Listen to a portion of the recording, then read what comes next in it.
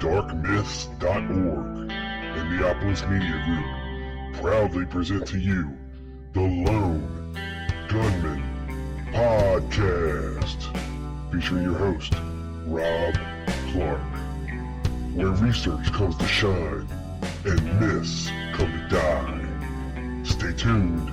Be right there.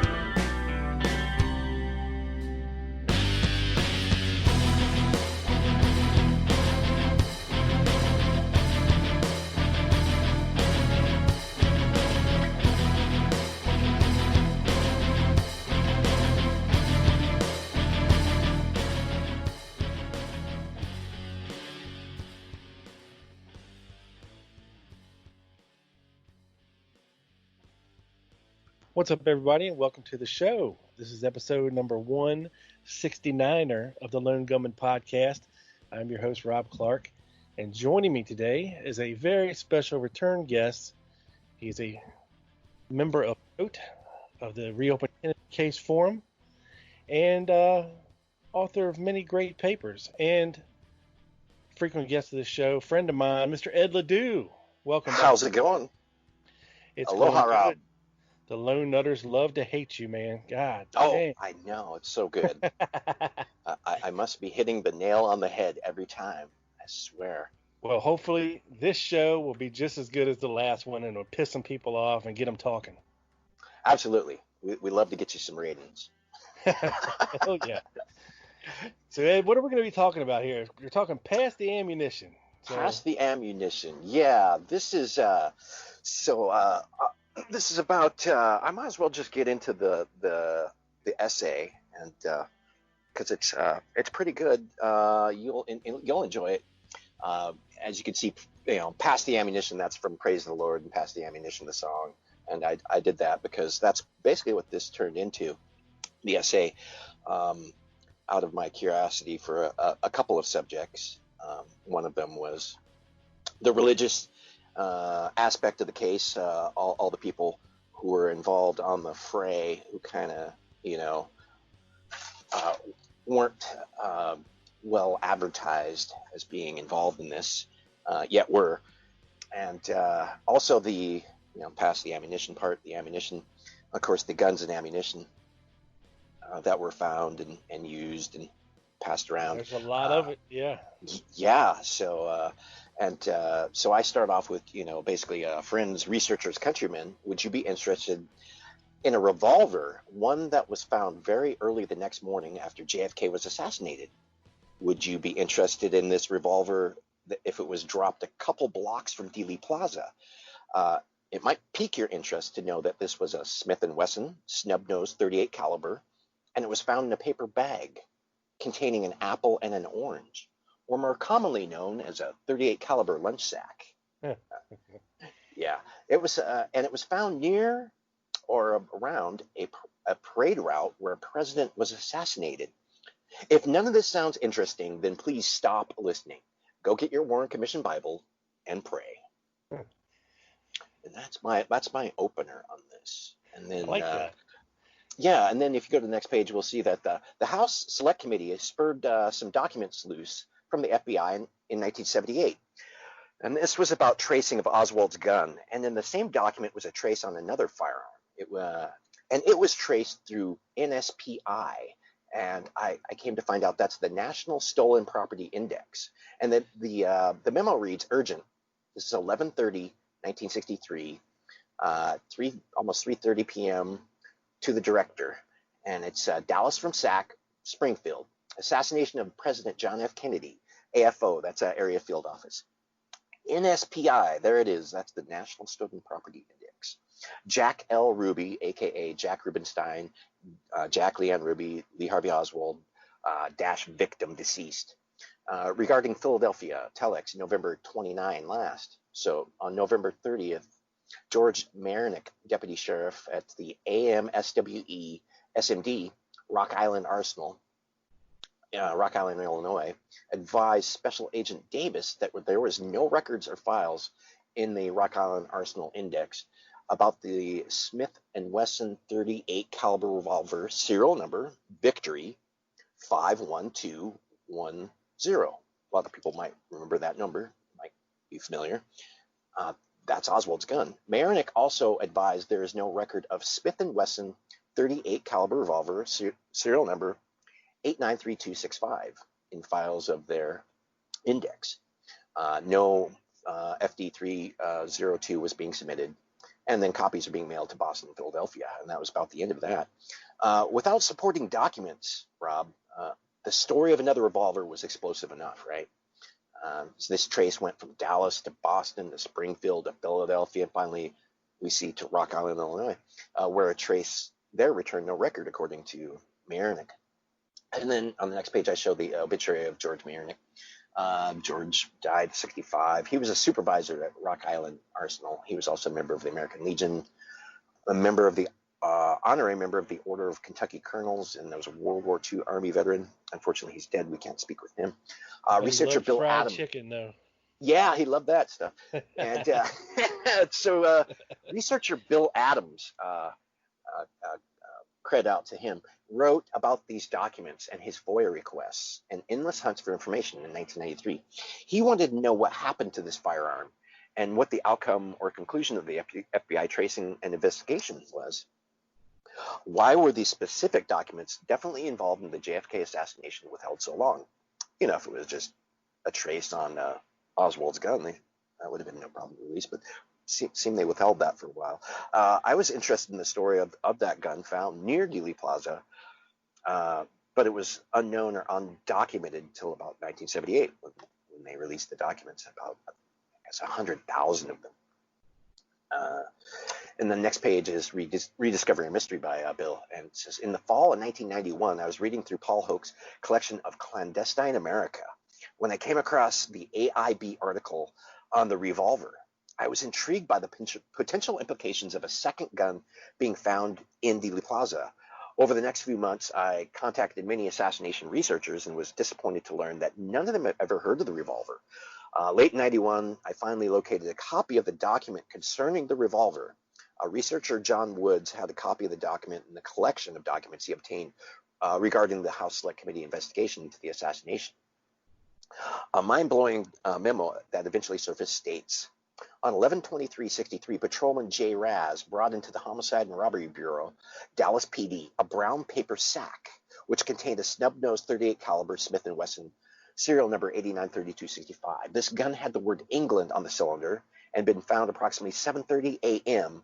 in a brown paper sack, together with an apple and an orange near the curb at the corner of Ross and Lamar Streets, and was turned in by one Willie Flatt, white male, 9221 Metz Drive, employed at 4770 Memphis, to the Dallas PD. Bill Adams eventually collected 4 different documents regarding the Willie Flatt revolver find and its trace. Did a lot of FOIA requests to each office. I found a timeline regarding those documents, and I show that in my essay here, and it shows how Adams goes through, like, by the day and by the minute, you know, because you can tell by the minute when they sent these teletypes, and how they sent stuff back and forth between each one. So it's a good study just on that alone of how they went through this gun and the serial number and the stuff they sent back and forth. And then he gets back into the abbreviations mentioned, which are all the field offices, and also the FBI file designations mentioned. And as you can see, they're all assassination file related except for 2, which were a couple he mentions. And then he goes into conclusions, which are good. Now, I can read that, which is, numerous FBI documents on the Revolver investigation have not been released as of yet with this FOIA request to Washington. No documentation has been released showing the exact location of the revolver, who found the revolver, and any FBI laboratory testing to determine if the weapon had fingerprints or had been recently fired. I've not been able to get a response from the FBI for over a year as to the remaining documents, which have not been released. So, and then he says the file designations, Washington 42-24016 and PH, Philadelphia 157916, may contain significant information as to who had this weapon or where it came from. During 1963, many weapons were disappearing from military bases and finding their way to extremist right-wing groups such as Minutemen. That's amazing. He nailed this stuff back then. Do we know why they're checking with Philadelphia? I mean, is that important or? Oh, the arsenal is there, and then okay. I'll show you later too why, because I'll go into that pH and also some other stuff I find out. So request that he makes is, please contact me if you have any of the missing FBI documents or additional knowledge regarding the revolver found in Dealey Plaza. So I ask, did anybody contact Bill about the gun, or Willie? I did. So I sent an email, and I haven't gotten a reply. It's been about a week, so I don't know if anybody knows Bill, or maybe spur him to call somebody or talk to me or you. The file designation PH 157-916 is a good lead to follow. PH Philadelphia 157 I found is for civil unrest extremists. Could this be related to the weapon found or JFK assassination? I was amazed when I read a document from this. Here is a portion. It's December 4th, 1963. Special Agent Cox and Lowe are talking to one William Thomas Cayley, 30 West Avenue, Wayne, Pennsylvania. And so Cayley voluntarily furnished the following information. He advised the agents that he had talked to or had sent a couple of plumbers he knew that were going to probably do some work in one of the buildings he owns, the Cayley building. And he said that he stated he did not remember telling or indicating or inferring in any way that the President Kennedy would be assassinated, and denied saying soon a high government official would be assassinated. He stated that he would not have any basis to make this statement, and it had not entered his mind. He further advised that he subscribes to the American Capsule News, which is published every Saturday at 1835 K Street, Northwest Washington, D.C., and that Morris Deal is the editor and publisher. He advised that he had purchased subscriptions to this weekly newspaper and had given subscriptions to these plumbers, Stanley and Edema, who obviously turned him in, and informed on him. So, and then Cayley advised that this newspaper has a section entitled Predestination. He made available a copy of American Capsule News, number 402, dated November 30th, 1963, Washington, D.C., and on the inside page, under the title Predestination, appeared the following article in part.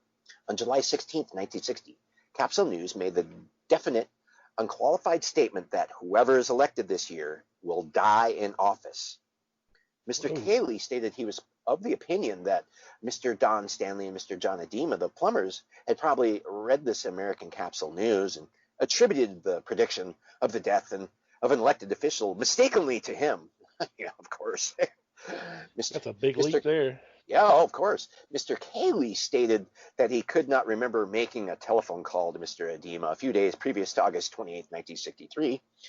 He remembered that the March on Washington took place in August 63, which was a peaceful demonstration to win support for the passage of the Civil Rights Bill. Yeah. He stated that he did not remember telephoning Mr. Edema or Stanley, the plumbers. The plumbers, it's funny. Previous to this march, the March on Washington, and denied that he stated to either one of these men to watch for a high government official to be shot during this March on Washington. Mr. Cayley advised he does not publish or distribute any literature of any kind, okay, but has purchased subscriptions to the American Capsule News and some other weekly newspapers, which he has given to people as gifts. Mm-hmm. And it goes on to give William Thomas Cayley's particulars. So it's getting kind of interesting. I found that in the Philadelphia 157-916 file of the FBI. And then another document explained Cayley getting a Mr. Rowan to distribute literature and pamphlets. Oh, gee, I thought he didn't do that. On October 22nd, 1958, Henry W. Rain telephonically advised Special Agent Davey that he resided in Wayne, Pennsylvania, operates Chick's Auto Body Shop, North Aberdeen Avenue, Wayne, Pennsylvania. Rowan said he had been asked by William T. Cayley to have the Scout Troop, which Rowan is assistant director of, distribute 100 copies of a pamphlet called United States Day, October 23rd. Rowan said Cayley operates a nursing home at Wayne, Pennsylvania, frequently visits his body shop with pamphlets and literature to hand out. Much of the literature appears to be anti-Semitic and segregationist in nature. Rowan forwarded through the mail a copy of a pamphlet he mentioned on the phone to the Philadelphia office of the FBI. The pamphlet was published by the United States Day Committee, Tulsa, Oklahoma, and the pamphlet attacked the United Nations organization, urged the McCarran-Walter Immigration Act be strengthened, and urged that measures be taken to stop the federal government from taking over more rights of individuals, powers of local governments. It attacked internationalism and creeping socialism in the United States. On April 18, 1958, William T. Cayley of 20 West Avenue, Wayne, PA, personally appeared at the New York office of the FBI requesting to see Special Agent Thomas Berry. Cayley stated that Russell McGuire of the American Mercury magazine had furnished him the name of Special Agent Berry as a person in the FBI who could be trusted. Cayley said he sometimes had information concerning the Jews' conspiracy against the United States. Cayley said he came to New York to see McGuire, came all the way to New York to see McGuire, that's odd, because he had some material concerning nigger gun clubs, which he wanted McGuire to make 100 photocopies of. Why? That's so weird. Cayley said the information about the nigger gun clubs was given to him by one Granville Rose, a vitamin salesman who lives in Wilkes-Barre, Pennsylvania. He said Rose is active in getting information concerning Jews and niggers. This guy's crazy, huh? Cayley said he is owner and director of Cayley Research Foundation, 20 West Avenue, Whaley, Pennsylvania, which is set up to do research in cancer. Oh, wow. Further, it says, another document I found, on December 21st, 1962, Louis J. Nicoletti, investigator, 2nd U.S. Army Industrial Security Field Office, Philadelphia, Pennsylvania, Lieutenant Colonel, U.S. Air Force Reserve. He's got a long title, huh? But he's in the Security Field Office there in Philadelphia. Jeez. He is interviewed at his request by Special Agents Bickley and James Gord of the 109th Infantry, Philadelphia. That's pretty cool. So Nicoletti related that he attended a Christmas party at the Willow Grove Naval Air Station on December 15, 1962, and that he became socially acquainted with Mr. W.T. Cayley when Cayley asked Nicoletti to join a group of people in his party. Cayley, during the course of the evening, almost whispering, asked Nicoletti whether or not he'd ever heard of counterinsurgency. Oh, weird. So Nicoletti, this is weird. What is Cayley doing at this Christmas party? This is odd. So anyways, Nicoletti stated to Cayley on this Air Force base, stated to Cayley he had never heard of this, but is having his curiosity aroused. He attempted to determine, from his intelligence, I guess he should, from Cayley, what counterinsurgency was. Good job, Nicoletti. Cayley said he was speaking in reference to counterinsurgency training program, which its objective was to hold down the American public. Cayley said he had literature regarding counterinsurgency, and this counterinsurgency was related to Major General Edwin Walker of the U.S. Army in Texas. Huh. Cayley did not specify the relationship between Walker and counterinsurgency. This is getting good, huh?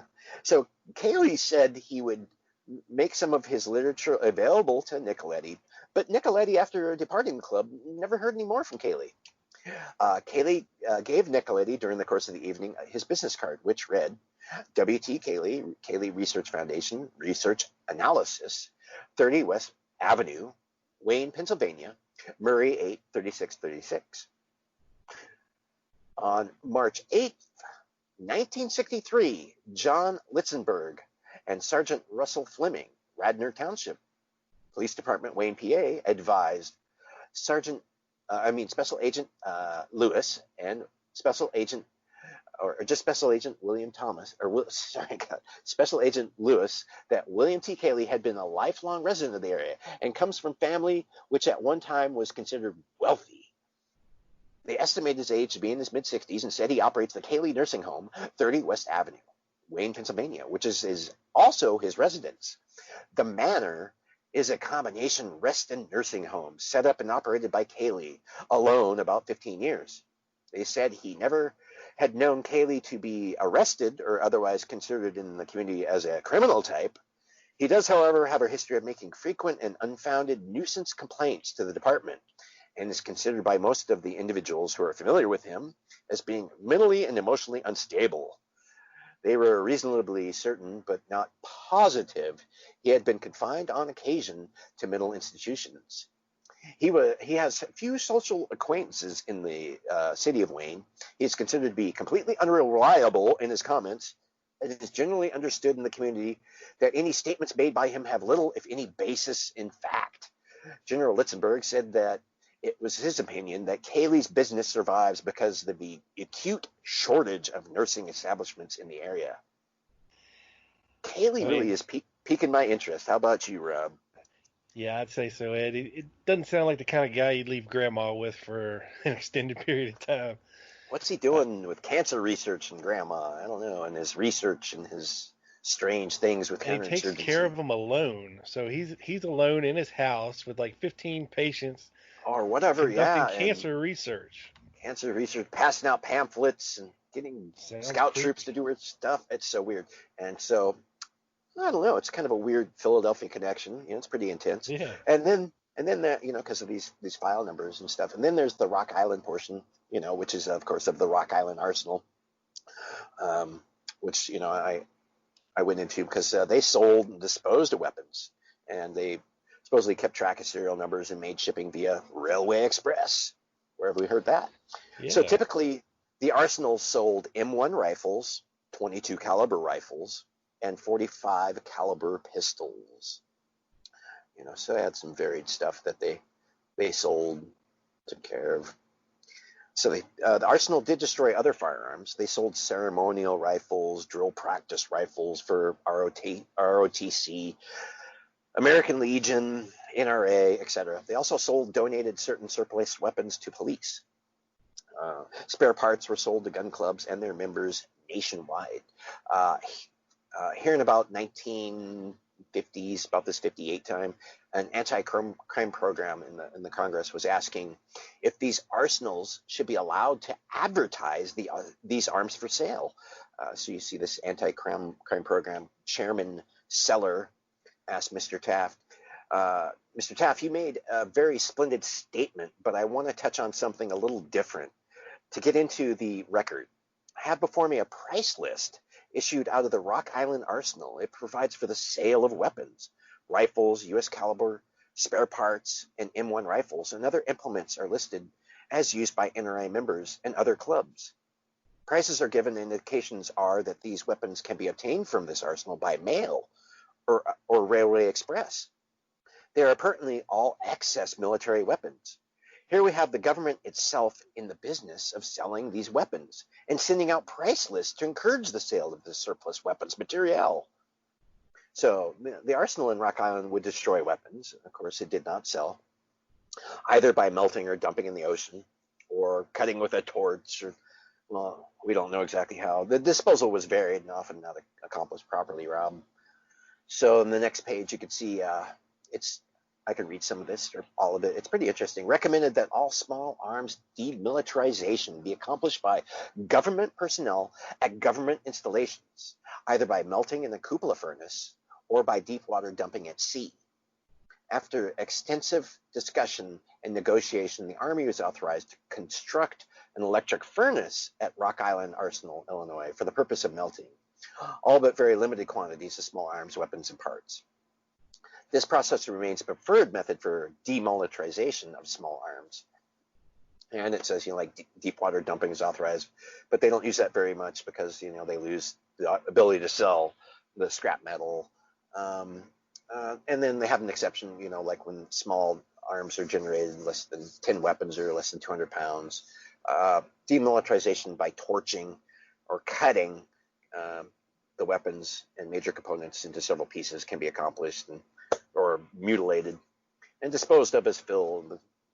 But, you wonder how much of that really really worked out. So they put in all this stuff how they're supposed to do this. Their demilitarization. That's back in the 50s. And then, of course, I show on the next page a price list. Oh, nice price list. Shows 30 caliber M1, and you can see right there at the bottom of the first paragraph there, it shows $94.30 each, Rob. That's back in the day. They're getting some money for these. Yeah. Standard issue. So standard issue, not like a premium gun or anything. This is just a standard issue rifle, U.S. caliber 30. Your M1. No one calls it a Grand, please. And so they had those on another page. They have 45 caliber pistols for sale. I found with the whole parts list available, all that kind of stuff. So you could order all this stuff. And this shows at the top, you can see it for use by DCM and NRA clubs and NRA members. They send out these price lists, and that's what I guess these committees were questioning. And then I also show the testimony and hearings on thefts and losses of military weapons, ammunition, and explosives by United States Congress House Committee on Armed Services. Really great title, I guess.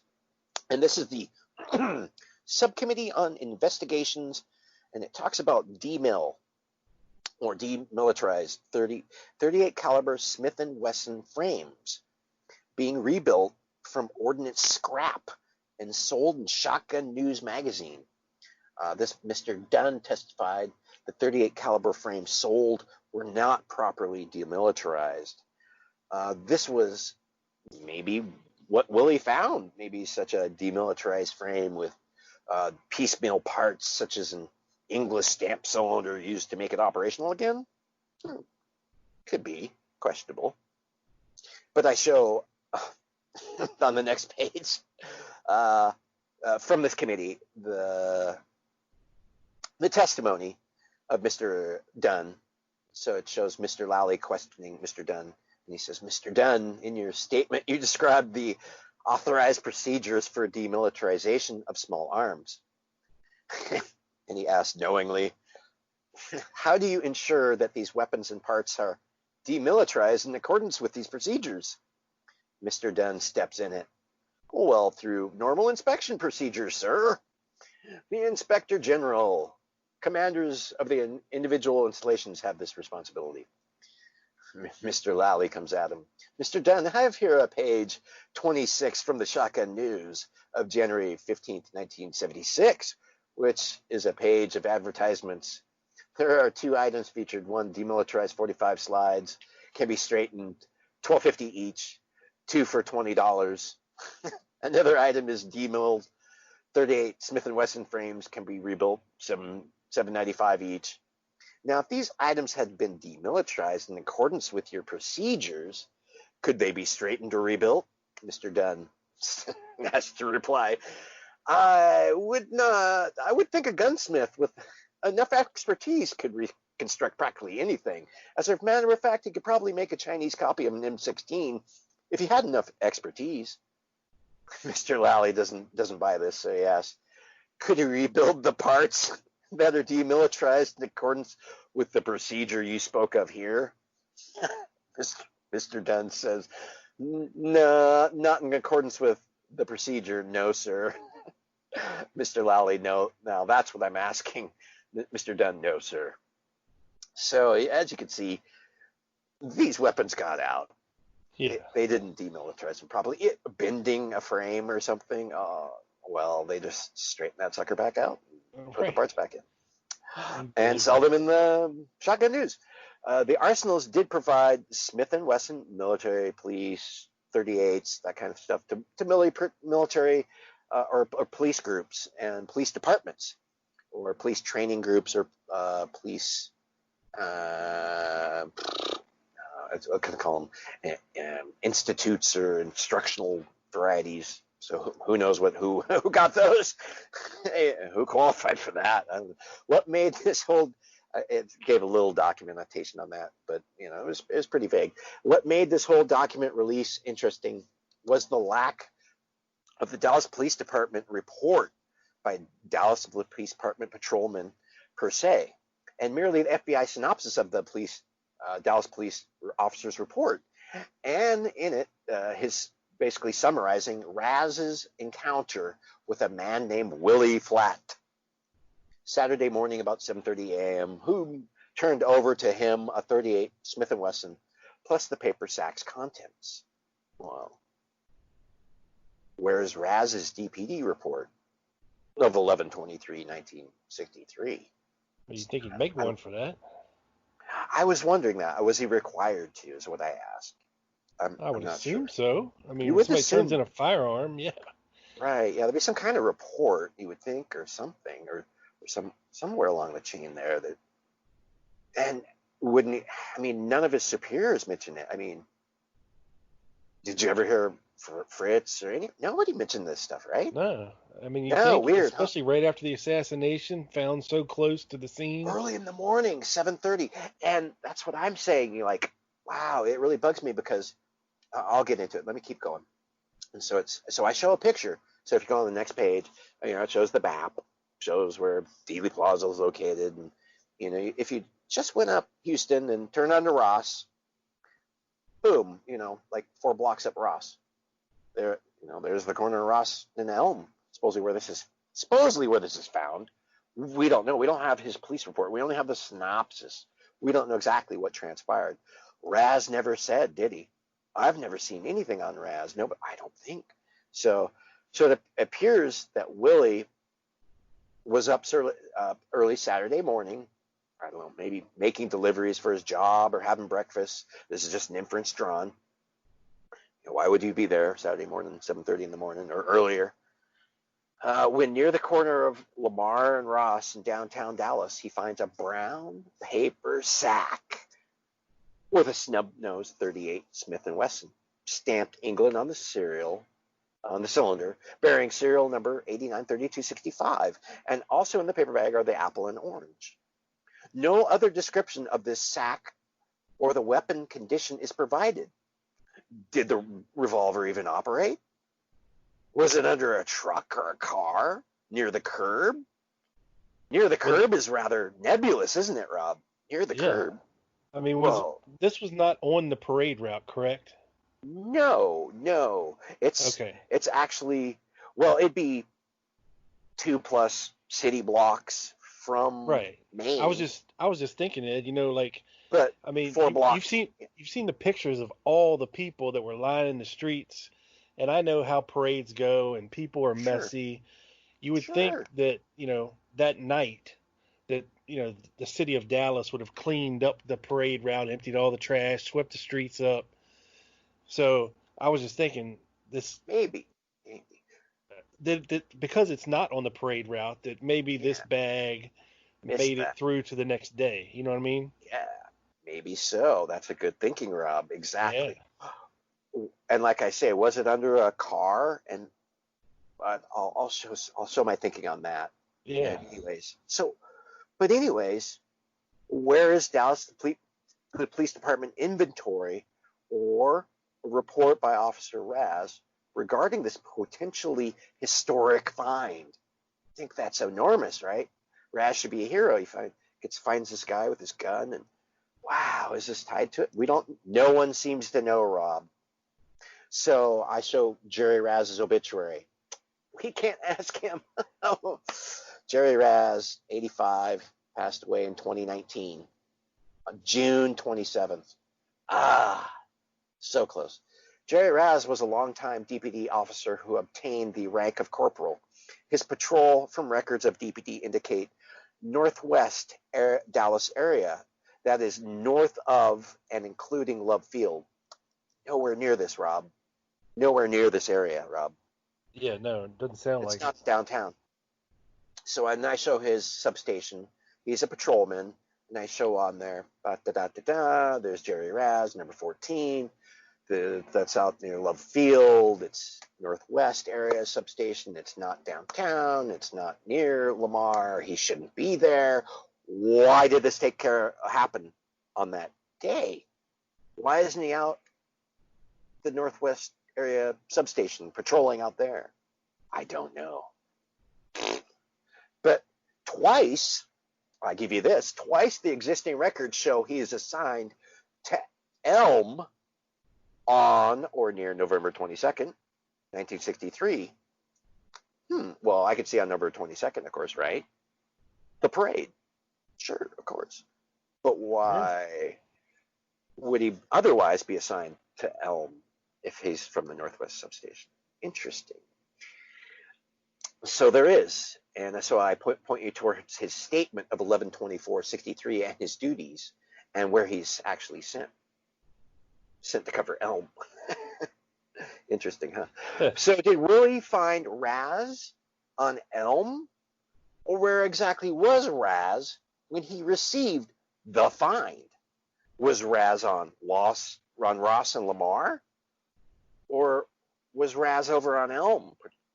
It's just so weird. I don't know. Did Raz go to the location? I.e., was he dispatched?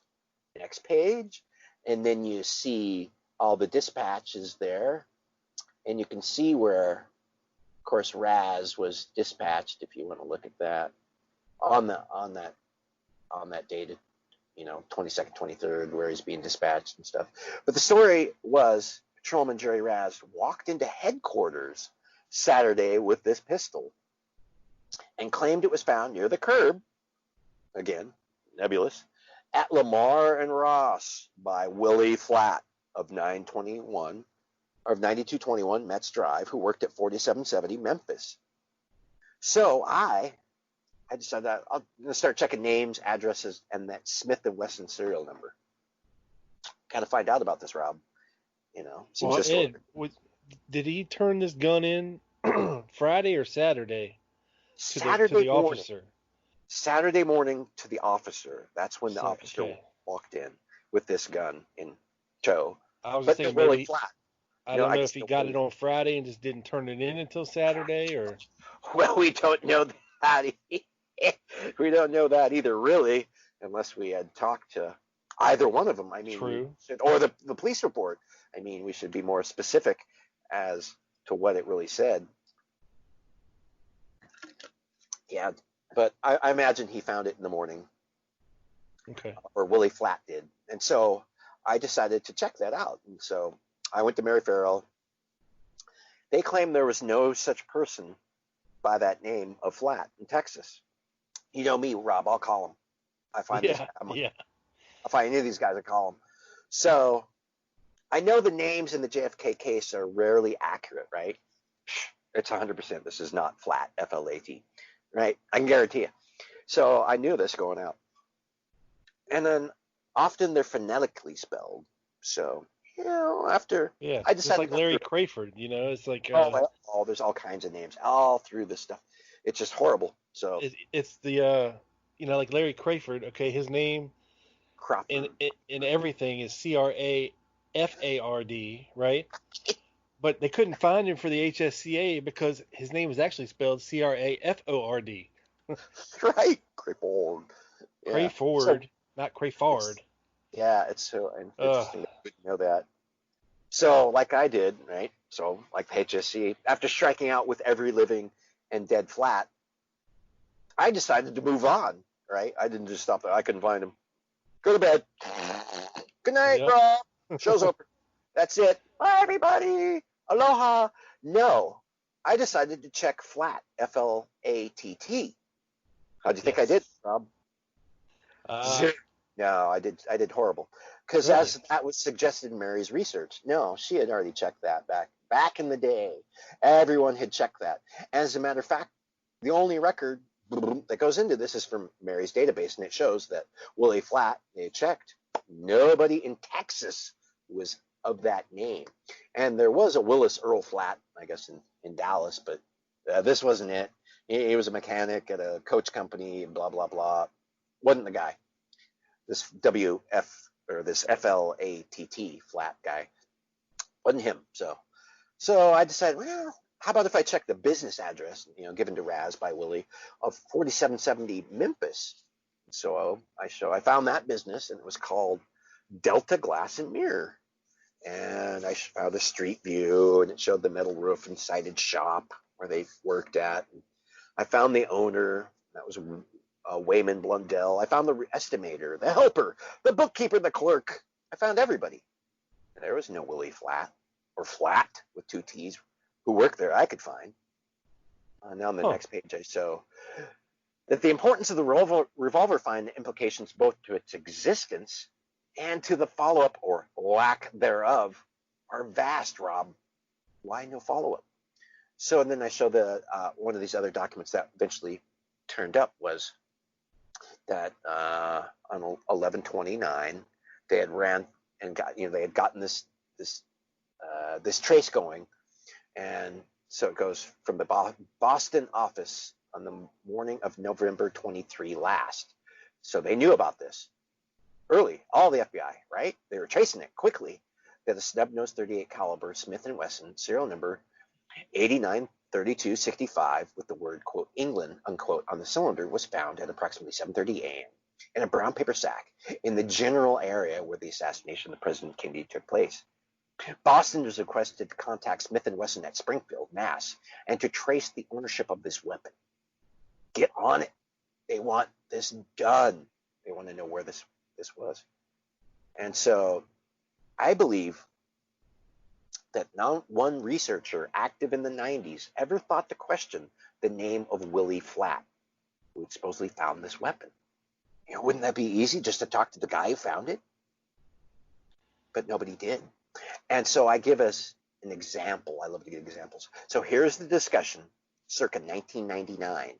And note the initial TV are for a researcher who makes a perfect example of this. And so I go through like Tony Pittman and how he talks about this and talks about the serial number, how they're interested in it. Everybody's talking about it.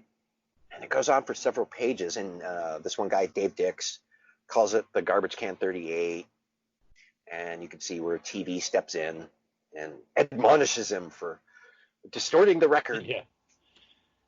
But and you can see in the same sentence he says, but it was found in a paper bag in the street next to the curb. How do you know that? How do you know it was found in the street? It doesn't say that, does it, Rob? No, it doesn't. None of these telexes say it was found in the street. Yet somebody can be hypocritical instantly, such as TV, and distort the actual record again. Who's distorting the record here? TV is, right? Yeah. See how that works with those low numbers? Unless he knows something we don't, yeah. He doesn't, and it's Okay. obvious because he doesn't know any of this stuff. Really, he doesn't. He only knows a few things. Bill Adams knows way more. TV has a cursory knowledge of this, and I'll point that out. And so Dave Dix just says it's an easy way to refer to it. Everyone else here knows what I'm talking about. You tell me what you would like for me to refer to it as, and I hate to upset you. By the way, how is this distorting the record? The subject he was talking about is the pistol, not the exact location when found. Right. So the exact location wasn't even TV's concern because he's distorting the record. And so the impression is that TV says is the FBI seems to want to give us that the pistol was found far away from the Texas School Depository. And it's more untruths that they say that this is exactly where it was found. And then they say it was found in the immediate vicinity of the assassination. And then it goes on from there, whereas someone mistakenly points out it was a tangerine and an apple. and then TV says, there you go again, it was an orange, not a tangerine. And of course, Dave Dix comes back with, what kind of tangerine? Californian, Floridan, Mexican. Maybe if the Mexican ones, if he brought it from Mexico with him, that could have linked Lee Harvey Oswald to the bag. Oh, Jesus. So it's hilarious, and then it goes on from there. But anyways, you got to admit that TV just argued over fruit, and he didn't even have the source material. He didn't even have the exact things. So TV this takes umbrage with a nickname given a piece of garbage. Far be it from anyone calling a gun in a bag thrown away like trash a garbage can 38. Besides being overly critical and correcting a pet name that did not help the research along 1 inch, it is called a thread killer. So that basically ended their discussion on that stuff. It just didn't go anywhere. Too bad. While it was too late to contact Willie, it was too late because he had died. So sans Ouija board or a further constructive discussion that might have gotten somewhere with the correct name, the full correct name, it didn't happen. Perhaps Willie gave someone else, while alive, a detailed description of that 38. Wouldn't you think, Rob, if you found a thing in a bag, you'd tell somebody else? Well, yeah, I would think so. But first you got to find out who the guy is. It ain't Willie Flat. Well, that person would or could relay that description. You see where I'm going here? Like, for instance, was it loaded? Loaded with what? Were any shells empty? But like TV, everybody seemed satisfied with that partial description. It did not care to do the research, to soldier through the flats, some other names, and finally come to one and only the guy who found it. And then we would be getting somewhere, but besides with garbage to go on. Bill Adams wrote about these documents and his FOIA requests and the hunts for information. He wanted to know what happened to this firearm. What was the conclusion? So I think we should commend Bill Adams and John Woods for their efforts and their intellectual curiosity. They carried it pretty far. But I wanted to, carry it a little farther, being who I am. Oh, yeah. I wanted to aid their research. So I decided to skip trace Willie like he owed me money. All of the iterations of flat claim up flat. I checked the address given by Officer Raz for Mr. Flat, a 9221 Metz Drive. Nowadays, it's referred to as Metz Avenue, but back in the 60s, it was Metz Drive. 1961 Dallas City Directory showed 9221 Metz Drive. No flat. But there was a Flad. Whoa, there was a Willie. A Willie Flad. I'd found him. Whoa, Nelly. I just found the mystery man. Oh, sweet. Yeah, it's Flad with two D's. F-L-A-D-D. Flad. Willie Floyd Flad of 9221 Metz Drive. Dang, his brother Carl lived next door. Holy crud, I could talk to either one. Oh, wow, that'd be awesome. So now I knew who found the gun. A throwdown piece in a lunch sack found after a noon assassination. Shiver me timbers. Of note, in this directory, it shows that Willie was a delivery driver, merchant delivery service, Olive Street, downtown, right off Lamar, in 1961. Wow. Wow, it's no wonder Bill Adams, went through all this trouble. FOIAs to all the FBI locations, all the field offices attempting to hunt this down. It was seemingly stowed below deck, subsequently sketchy and without merit, till a less cursory investigation was made. How I wish the House Select Committee assassination investigator or subsequent researcher thought of checking that address. God, had they, we could have called Willie Flad, or they could have called Willie Flad and asked about the gun he discovered right after the assassination. Regretfully, he died in 1987, before anyone got past what was a dead-end story of Willie Flat. Did no one ask him, was the gun loaded? Were any of the cartridges fired? And what did the sack look like? Did it have a bullet hole in it? Dimensions, etc., etc.? Was there fibers, gunpowder? What was going on with this? I'd be very curious, Rob. The trace seemed important to the FBI at the time. So where's the follow-up on Willie Flad and the revolver in the bag? Did the FBI not attempt any interview with Flat at home or work? Because I checked, there is no Flad. There isn't. It doesn't come up. Did the DPD dust for prints, recover prints? Did they examine for fibers or residues? A lab report with pictures of weapon and sack, maybe an apple and an orange, seemed a no-brainer. Seemed like standard operating procedure, Rob. Did the DPD, did the DPD forward this firearm to the FBI? If not, where is the Smith & Wesson number 893265? Can I buy it? No, I'm just kidding. Is it still in the Dallas police custody or long since disposed of? Where is their record of disposal or forwarding this revolver? It's been demilled, Ed. Sure looks like it. Who dropped this bag and revolver? How? Was it to use as protection till safely out of Dealey Plaza? Went away and no one has followed. The gun in the sack could be tossed under a parked auto. Could a gun in a sack lie under an automobile near Ross and Lamar from Friday 12:30 p.m. until 7 a.m. Saturday unnoticed, till when it may be ticketed and the car moves? I attempted to find answers, Rob. Officer Raz passed away, and so did Willie Flad. So did his brother Carl. But a clue was in the old Dallas directory. Wife of Willie, a Betty. Soon enough, I found Betty Lou. This is amazing, by the way. Yeah, I found Betty, 80 plus years old, in Texas, and I called her. She answered. Oh, She speaks strongly, Rob. And I asked, are you Betty? I asked Betty Lou Flad. Were you the husband of Willie Floyd? She said, yeah.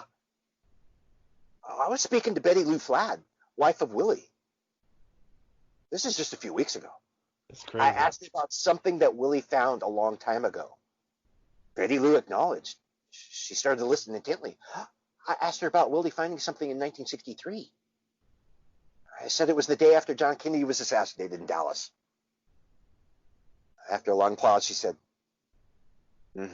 yes? More serious in tone. I asked her if she had recalled that Willie found a brown paper bag on the corner of Ross and Lamar. I paused. Silence from Betty.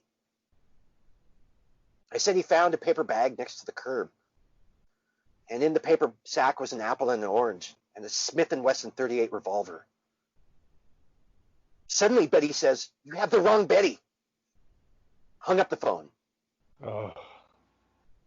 Her accepting I was speaking to Betty Lou Flad about her husband, Willie Floyd Flad, in 1963, until I mentioned the lunch sack he found, is quite telling. Yeah. I felt she was stunned by my finding her, and knowing Willie's secret hidden since Saturday, November 23rd, 1963, thanks to the Phonetic Bureau of Investigations. I show a picture of Willie and Betty Flad.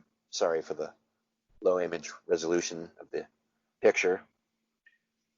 But I found it. I found them. I found her. She didn't want to tell. She looks like a stout little lady. Yeah. No wonder she's alive now. Yeah.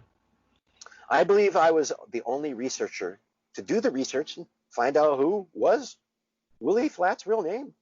Willie Floyd Flad. Perhaps found what could be the diversion on the knoll. A search of the internet, and I found a thread by Mr. Benjamin Cole.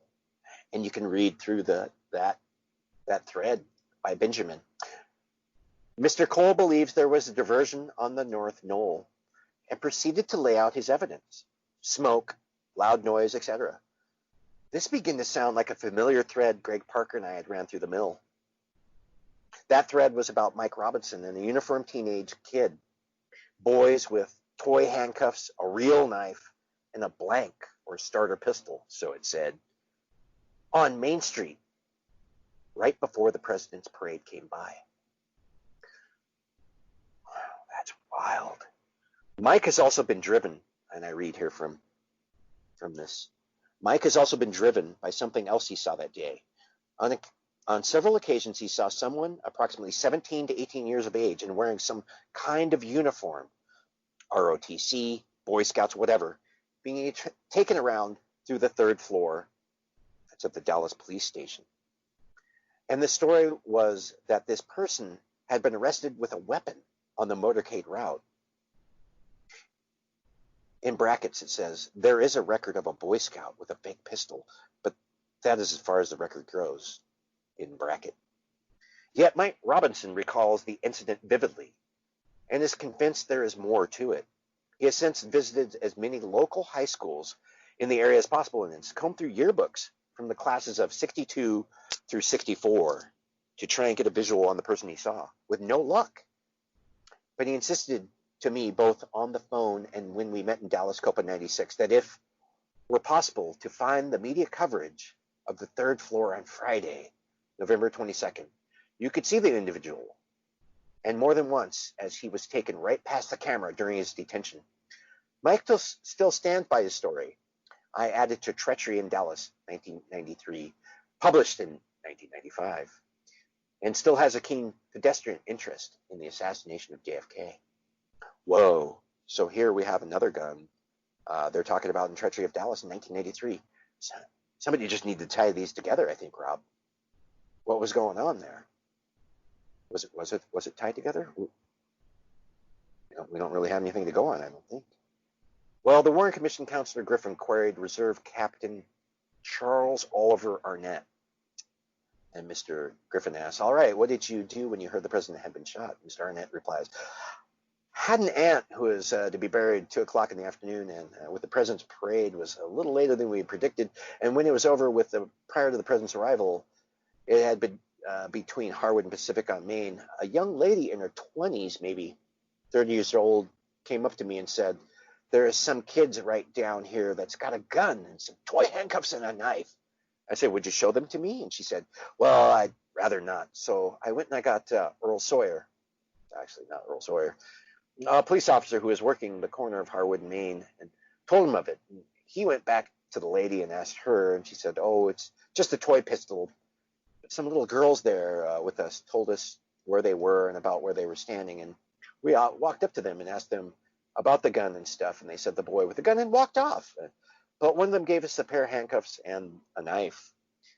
I had taken him, and Sawyer went with me, and we carried him up to the juvenile department up on the 3rd floor. Mr. Griffin, was that a real knife the kid had? Mr. Arnett replies, yes, sir. The gun turned out to be a blank, like they shoot at the starting races or something like that, Really? When the parade was past us, one of these smaller boys that was in the group come up to me, and he asked about when his buddy would be turned loose. I said, I don't know, son. I'll go up here with you, and we'll try and find out where he is. So we went up there on the 3rd floor of the juvenile department. While I was in there, someone rushed in and said the president had been shot. Mr. Griffin asked, who was up there with you at the time of the juvenile department? Do you recall any officers who were there with you? Mr. Arnett replies, no, I believe maybe Captain Martin. I could be wrong at the name. And he goes through talking about this stuff, where he was and who was there, Lewis Miller, Blackie Harrison, Lowry, Goolsby. He goes into all these names. But Greg Parker asked if the flag revolver was maybe this gun. Of note, the kid taken in was not the one with the pistol. He had avoided apprehension. So did the pistol. And the kids were 15 to 18 years old, as Mike was 14 and knew they were older. The uniform, he believed, I don't know, this is weird. He believed it was ROTC. Eventually, that's what he said, Mike Robinson. But one would think, Mike Robinson, he's 14. One would think he'd seen ROTC uniforms before at school. 63, everybody's in uniforms then. You'd think he'd see that. He'd know. But here he goes looking through all these yearbooks, looking for who that might have been. And he can't identify really what the uniform is.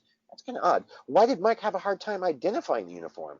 Was it maybe from a military academy in Dallas, or maybe a CAP uniform? I think the thing that threw him off was a jacket. I don't see a lot of jackets, military ROTC uniforms. Unless it was like a dress jacket or something. For the parade, it could be. Why did Mike have a hard time identifying the uniform? That seems weird. Of note, Reserve Captain Arnett's regular employment was as a delivery driver. Huh. Dang, maybe he knew that guy. Maybe. Who knows? The limo, nobody cares. The limo. I met Mike Robinson when I was in Dallas last year, man. Did you? Really? Tell me more. Well, he was just hanging around Dealey Plaza. He tried to come up to me and give me the spiel, and I took my jacket off. I turned around. I said, "You ever hear of this show?" I had my Lone Gunman T-shirt on, and he said, "Oh yeah." I said, "Well, I'm the guy that does it." I said, "So I already know all of what you're about ready to try to tell me or sell me. So I don't Oh, want you to waste your time, brother." I tell you. So He's yeah, hustling on the grassy knoll. yeah. Uniform. He believed. Well, anyways, he thought somebody was in uniform there. But there is that detective. Griffin and Arnett were talking about him. Being up there, some kid. And so I'm just trying to figure out what is that connection into. So if you look, the limo turn onto Main, there is a slow 90-degree turn. It's noteworthy. It's a possible assassination spot. It's also where Clint Hill, I show a picture, he easily runs to and rides on the back of the limo right there, ducking down, riding on the back. It's an Looking excellent cool. spot for diversion. Yeah, he's all looking cool in his shades. Yeah.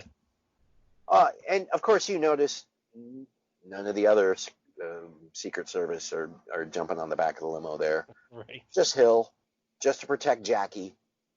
Screw JFK, you're on your own, brother. Right. So, he's running up like he should, running up, protecting. He knows anybody can run up at any time with a pistol right from that crowd and shoot him right in the head, right past those motorcycles, and get right to him. It's happened before. An excellent spot for diversion. Loud distraction, a fake pistol seen in the crowd by Secret Service and police, allowing an assassin to strike the slow-moving limo's occupant. Cause a diversion, get things to get tangled up, run over, bam, shoot the guy in the head.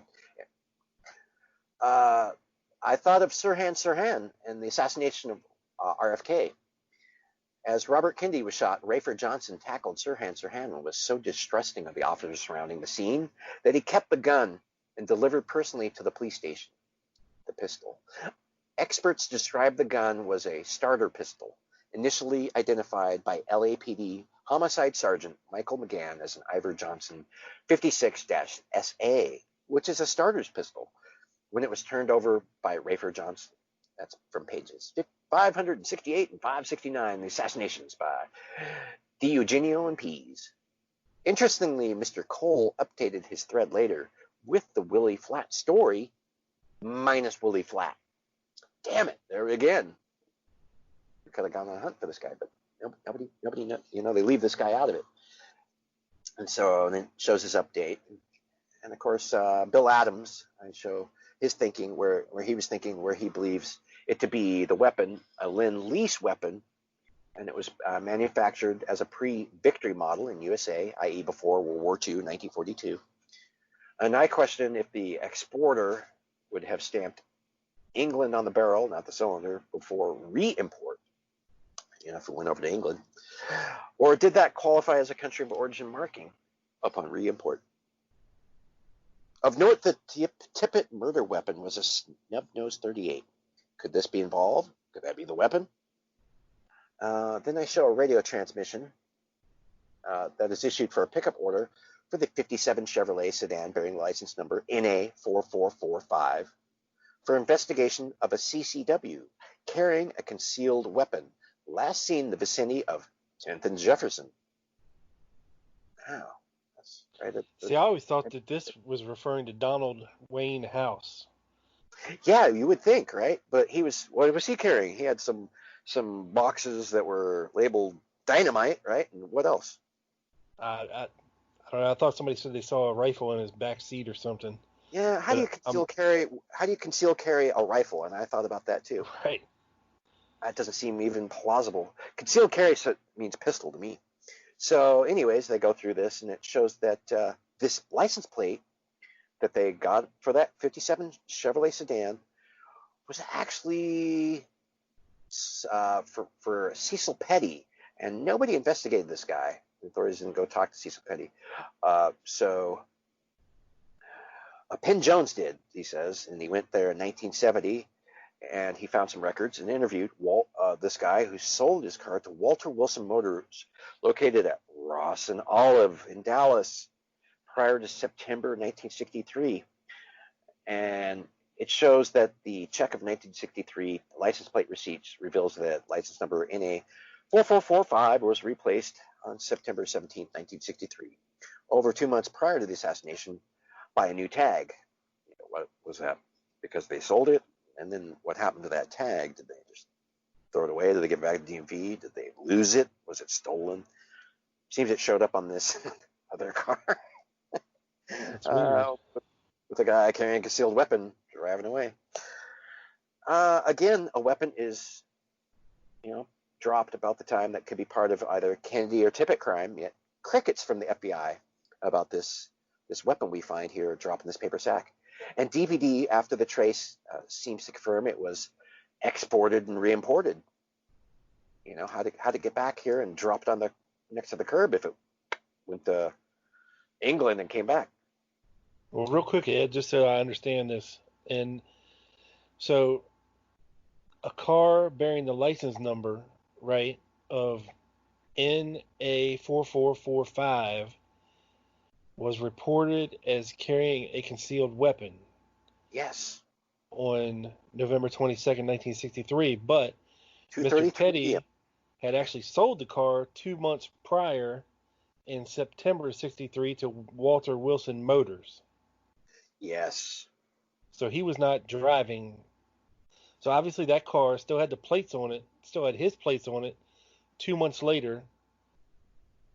Correct? But you can see that the license receipts show that it was replaced in September 17th, right when he sold it in September. Yeah, but normally plates are the plates match up to a vehicle, right? Yeah, but normally you sell it, the dealer will get rid of those plates, sell it, maybe with a dealer plate on it, right? A used car. Yeah, maybe so. Yeah. Maybe it was missing one of the plates. I'm not sure about what they had. Maybe it was missing the plate or something. Anyways, that's all we know. I mean, nobody really looked into Walter Wilson Motors or Penn Jones too much, it seems like, what he found about Cecil. Yeah, okay. How that could tie in to any of this, to anything at all that day. It was kind of dropped. And then it shows that there's no curiosity from them about the import record, right? If you know it's stamped England, it came back into the country sometime. Right. And all they did was they went and they looked at arsenal records, like it came back in as a military weapon or something, and then was turned back in. Well, that's not necessarily the case. We know a lot of that stuff in England was, recalibrated to 38 special, sold to these folks as cheap ordnance, cheap guns, and these magazines everywhere. Our buddies at Klein's, Seaport, these people sold that kind of stuff. So in September of 71, Roscoe Anthony White dies, right? After explosion from a welding tank. In his dying declaration to a preacher, Reverend Jack Shaw, just before he dies, Shaw says that White confessed several murders to him. And I go into what he says about that, kind of interesting that he gave his deathbed confession to this preacher. He says he committed several more, murders and stuff. And so I give a list from Mary Farrell that shows the ear witness testimony about shots other than from the building of Texas School Book Depository, which fits in with this distraction thing. Maybe it wasn't somebody shooting at the president. Maybe it was just somebody firing a gun or firing a starter pistol to distract and then take off, get away. Everybody slips away. Everybody runs to the knoll. Hey, there's nobody here. Or it could have been a shot to start shooting, like a starter pistol. Like, okay, now is when we do it. Very good. Okay. Thank you for that. It's good, smart thinking. I'll get into that. And, people discount that because they say, well, if somebody had fired a shot like a starter's pistol for everybody to get started, then they would have just ran over and jumped on Kennedy. But you have to look at where the limo was. I mean, it was going down this hill, just starting to get on it, get up speed. Everybody's taking off. It was ran at a certain time. Just about everybody says like the first shot sounded like a firecracker. Firecracker, right? That ain't no 6.5 Kirkconnell. It's just weird. So unless it was a dud, but I don't believe that. And you got to remember, all these motorcycles were loud as hell going by, Yeah, right. echoing around Dealey Plaza. Very interesting. And then, I show that list of like 43 people, sheriffs, cops, people who work in the building, all kinds of people, blah, blah, blah. Nobody there is just like, oh yeah, run in this building, cops. No, they're all like running down to the knoll, as being nearly everyone interested ran to the knoll, or disinterested went back inside the Texas School Book Depository to return to work. This tells you basically, logically, Rob, that no one thought a murderer was shooting directly above their heads from a window of their building. Yeah, the one that stands out to me, Ed, is Officer Joe Smith. Who ran to the bushes with his pistol out because some lady screams at him, "Oh, there's somebody shooting from the bushes." Well, who's that lady? He was standing right on the corner of Elm and Houston, right across from the TSBD.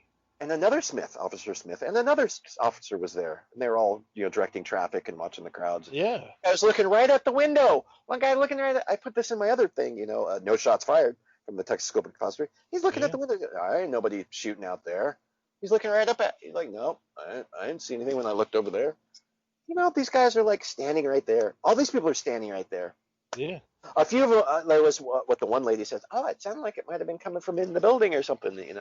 Another lady who was in the building said, oh, it sounded like it came from in the building. Of course, both of their bosses, Campbell and Wilson, respectively, told their secretaries or whatever, no, it's down there. It's coming from down there, towards the knoll, towards across the street, wherever down there. Across the street in Texas School Book Depository talk means across Elm Street Extension, not across Elm Street, not across into the park and the plot. There, so that's a distinction everybody needs to keep aware when reading this stuff and discerning it, dissecting it. And then there is Baker, right? Marion Baker. He enters the Texas School Book Depository on his loud motorcycle, pulls over in parks. But he says this is due to the pigeons, remember? Flying from behind. Baker believes either building, the Texas School Book Depository or the Daltex, could have been the source, because he didn't really hear it, didn't really know. I just heard some shots. And then because these birds are being supposedly disturbed, but like I say, you show me a picture of a bird in air, I'll eat your lunch. The men closest to this supposed sniper's nest are black men, 3 of them on the 5th floor at the windows. Do they run away? Is that what the photos we have of that are, Rob? Or are they just sitting there looking around like, oh, what's going on, man? Just hanging out. They're not frightened. It doesn't seem like they're scared that they may be associated with this gunfire, right? And then they're black dudes. Supposedly where rifle fire comes from? No. Please, believe me, you wouldn't be sticking around going, yeah, wasn't me. We're going to get the blame for this one. Yeah, exactly. You'd be like pointing or doing something, or like, hey man, wasn't me. I heard it. It's up there. Did they do that, Rob? Nope. No. Their later claim was, well, it was from above. In fact, I think that was after they were given the idea of what to say. So in fact, they went over to the west windows. I show the picture of them there, Rob, as they reenact their movements. I see that. In fact, they were so worried about this, they ran over to the west windows and started looking out to see what the pandemonium on the knoll was, like everyone else. Was there a distraction from the knoll or something there? Had to be. Something came from the knoll, Rob. So like everyone else in the building, they told no one else or any police about any shots from in the building. These are 3 black guys who went downstairs to the next floor down, the 4th floor, where all these ladies were hanging around, right? All these secretaries and stuff, they're looking out the windows of the 4th floor. Did they tell them? Ladies, look out! We just heard shots from right above. This is a murder. No, that doesn't happen. Logic tells you that they didn't think this was happening from above them. That a 6.5 caliber Carcano was shooting from directly over their heads, and they're like, oh no, I could just hear the rounds falling or something. The shells ejected. Give me a break. So these got these three blind mice, don't know nothing, dumb, stupid. Yeah, they're over there. They go outside. They don't say anything. So smoke and noise drew everyone. Where'd they want to go when they went outside? Did they go, let's go find a police officer and tell him about this? Nope. Silly talk, Rob. No, they wanted to go see what had happened on the knoll. And they were told, get back inside, you boys. So smoke and noise, and we see that on film. They had to go back inside. Smoke and noise drew everyone toward the knoll. Wasn't there also witnesses whom described some kind of smell, like gunpowder? Yes. So was it a snub-nosed pistol fired that buys the real assassins time to flee? Was it a shooting, possibly just shooting blanks, 32, a 38 caliber blank with black powder, and a snub nose is referred to as like one of the most noisy and smokiest of any blank rounds. And then I show that, that these people sell these gator blanks. Yeah. So was the gun found used for such purpose? Was it involved for the Tippit murder? I don't know. It's all kind of up in the air. Bill Adams asked the question about the paper bag, guns, and assassination, and finds in May '63 an assassination attempt involving a sack and a gun. The Nashville incident, and the FBI swept this under the rug. Rather good too. I mean, rarely do people reminded of the Nashville attempt, and that was a good one. So that came via Nashville Congressman, the son of Governor Frank Clement. And he tells about they're at an Overton High School, JFK and his dad, the congressman, and there was a man who approached with a gun underneath a sack. He was grabbed by the Secret Service. He says it's very hard to find anything about this.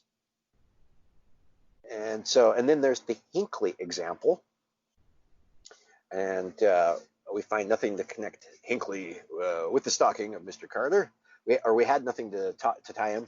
But then it goes on to show that President Carter was in Nashville. This is interesting. Carter was in Nashville. Also, different time, of course. And after JFK's dead, so Carter's president at this time. He's in Nashville. Hinckley goes there. Hinckley's like stalking him, I guess. So, and because Hinckley has an airplane ticket for New York. Where's Carter going? New York. And so they did an X-ray of his luggage, and they revealed weapons inside. And so they found all these weapons. They had 3 guns, a 38, and 2 22 caliber pistols.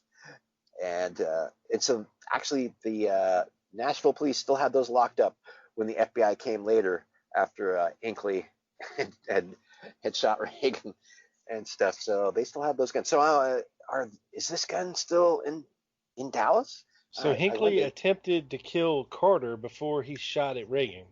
Right. He was trying some stuff. That's the deal. I did not know that. More than anything, you're wondering, yeah. And then this was, and because it was only months after the Gipper had taken over the presidency, was elected or whatever, and so it was still Carter, and he was following him. Yeah, great stuff, huh? And they had his guns there. Yeah, he was going to New York. He was going to shoot him one of these places. He was going to get close to him. And you have to wonder, what his MO was. How was he going to get close to him? How was he going to shoot him with these, either 38 or a 22 caliber pistol? Would it be in his pocket, in a bag, under something? That's kind of like the MO. So there's just great, amazing links throughout these assassination attempts, aren't there, Rob? Stuff that's not widely. It throws a big wrench into the old theory that Bush was running Hinckley to try to become president. Right, the ties with Hinckley and the Bushes and his brothers. Yeah. Oh yeah, it's just crazy.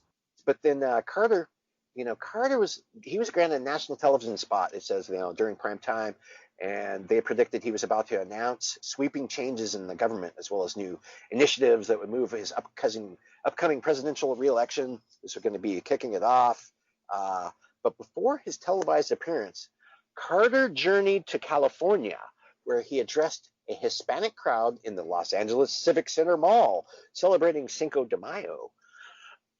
That's That's the day after the Mexicans defeated the French army in 1862. So a few days later, a handful of newspapers carried a small story.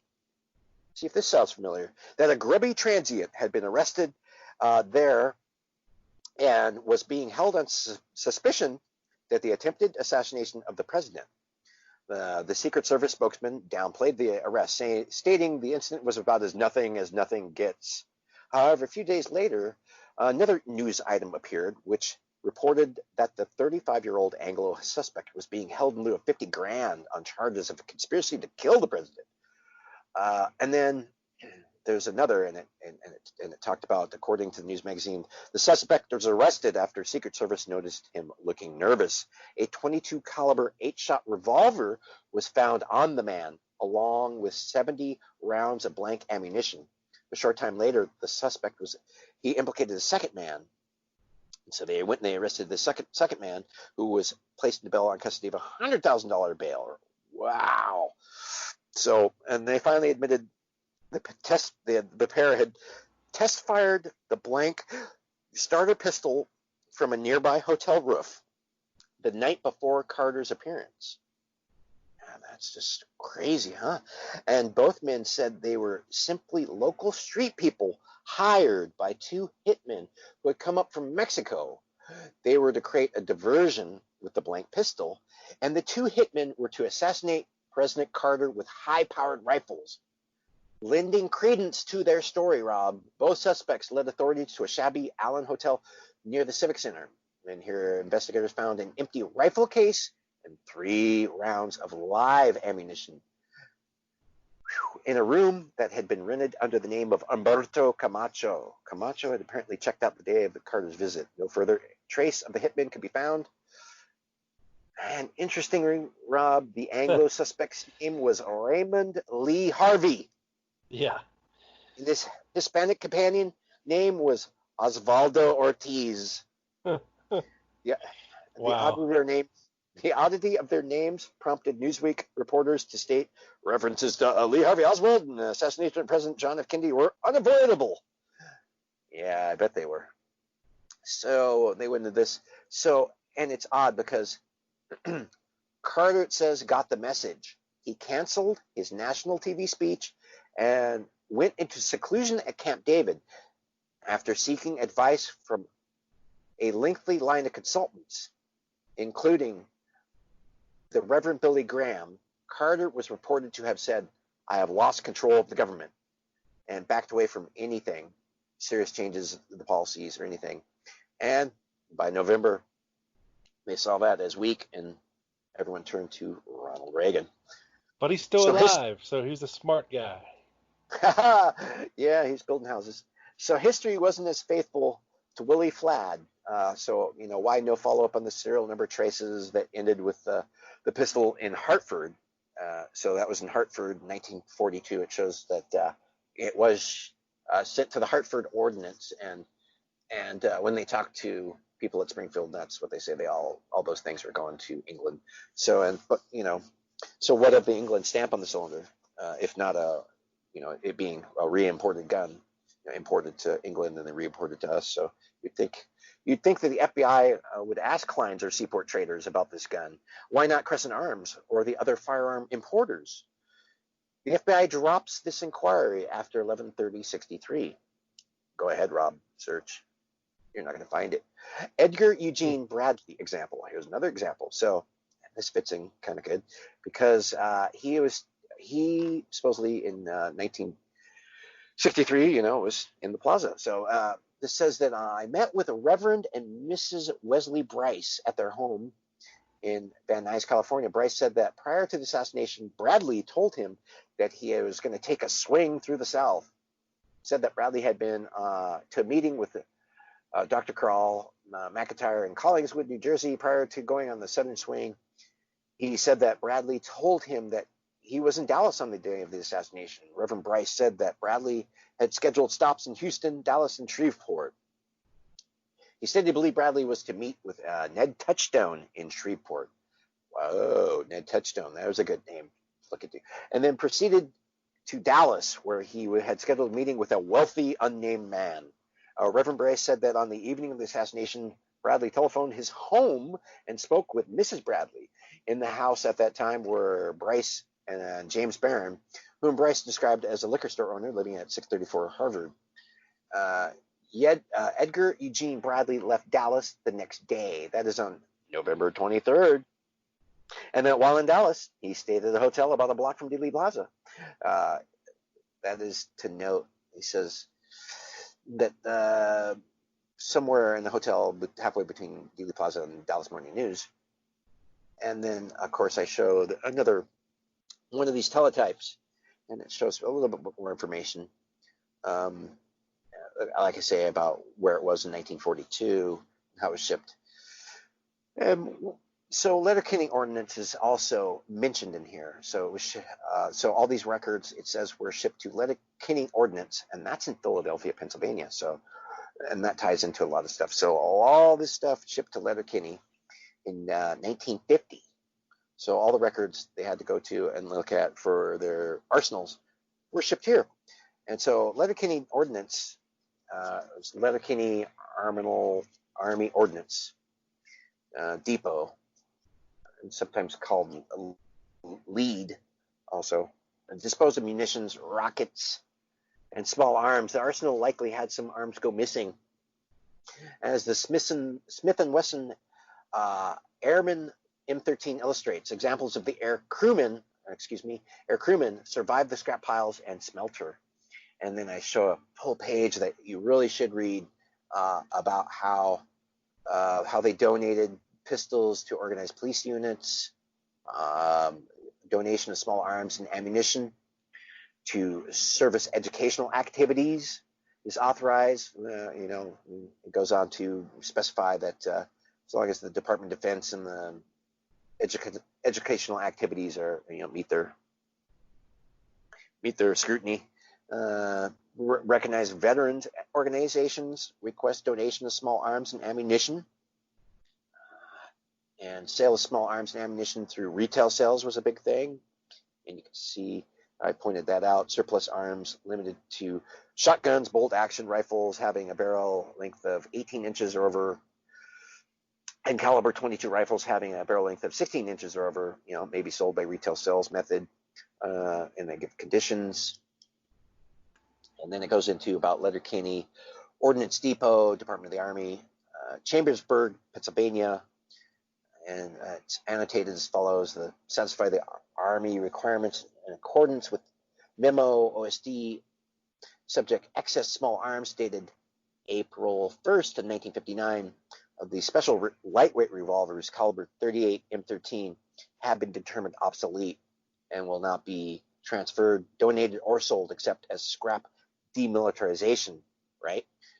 And so you can see that they say that these were made by two companies, both Smith & Wesson and Colt. They say the Smith & Wesson is equipped with a 6-shot aluminum cylinder. Wow. And it's considered unsafe for use with commercial cartridges or sustained firing. Yeah, it's amazing. Yeah, so they had to get rid of these aluminum air crewmen. So they sent them there as for demilling, of course. If you go on, it also talks about automatic, semi-automatic, and other weapons in that piece. So I ask if the revolver stamp, it was likely imported back into the Stamping England was reported back into the U.S. and importer or exporter would have a record if it was imported, or the cylinder was replaced, of course, as a part from an England stamp 38, could be. I found an example, interesting, Rob, check this out, of a Smith & Wesson 38 with a close serial number. The flat gun was a serial number 893265. That's 800,936,265. Here's another Smith & Wesson 38 with serial number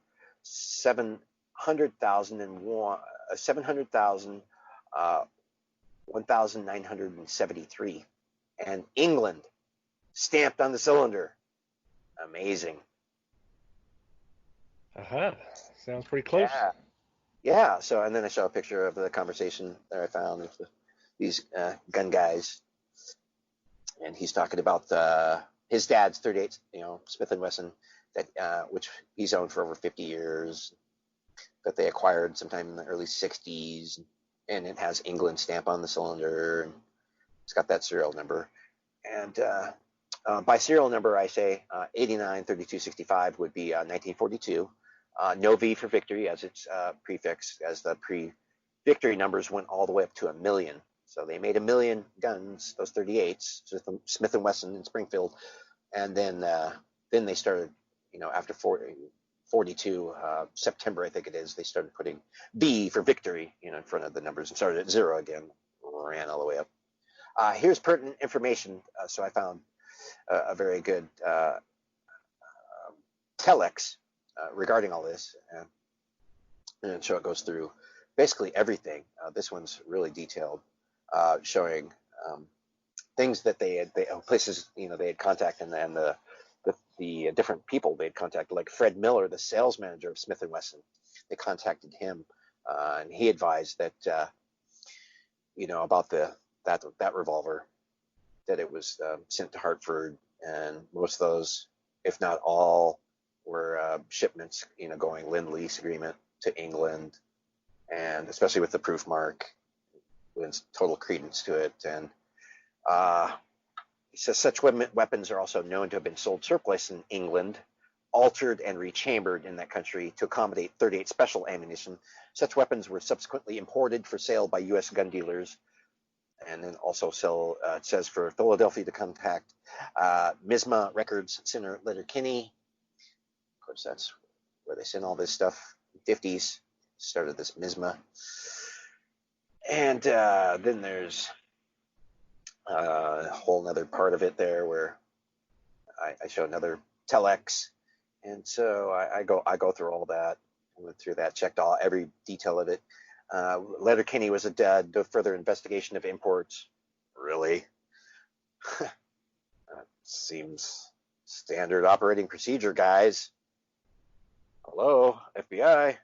So for historical note, I add here Charles Guiteau's British Bulldog revolver used to assassinate President James Garfield. Shows the British Bulldog. It's a 45 caliber.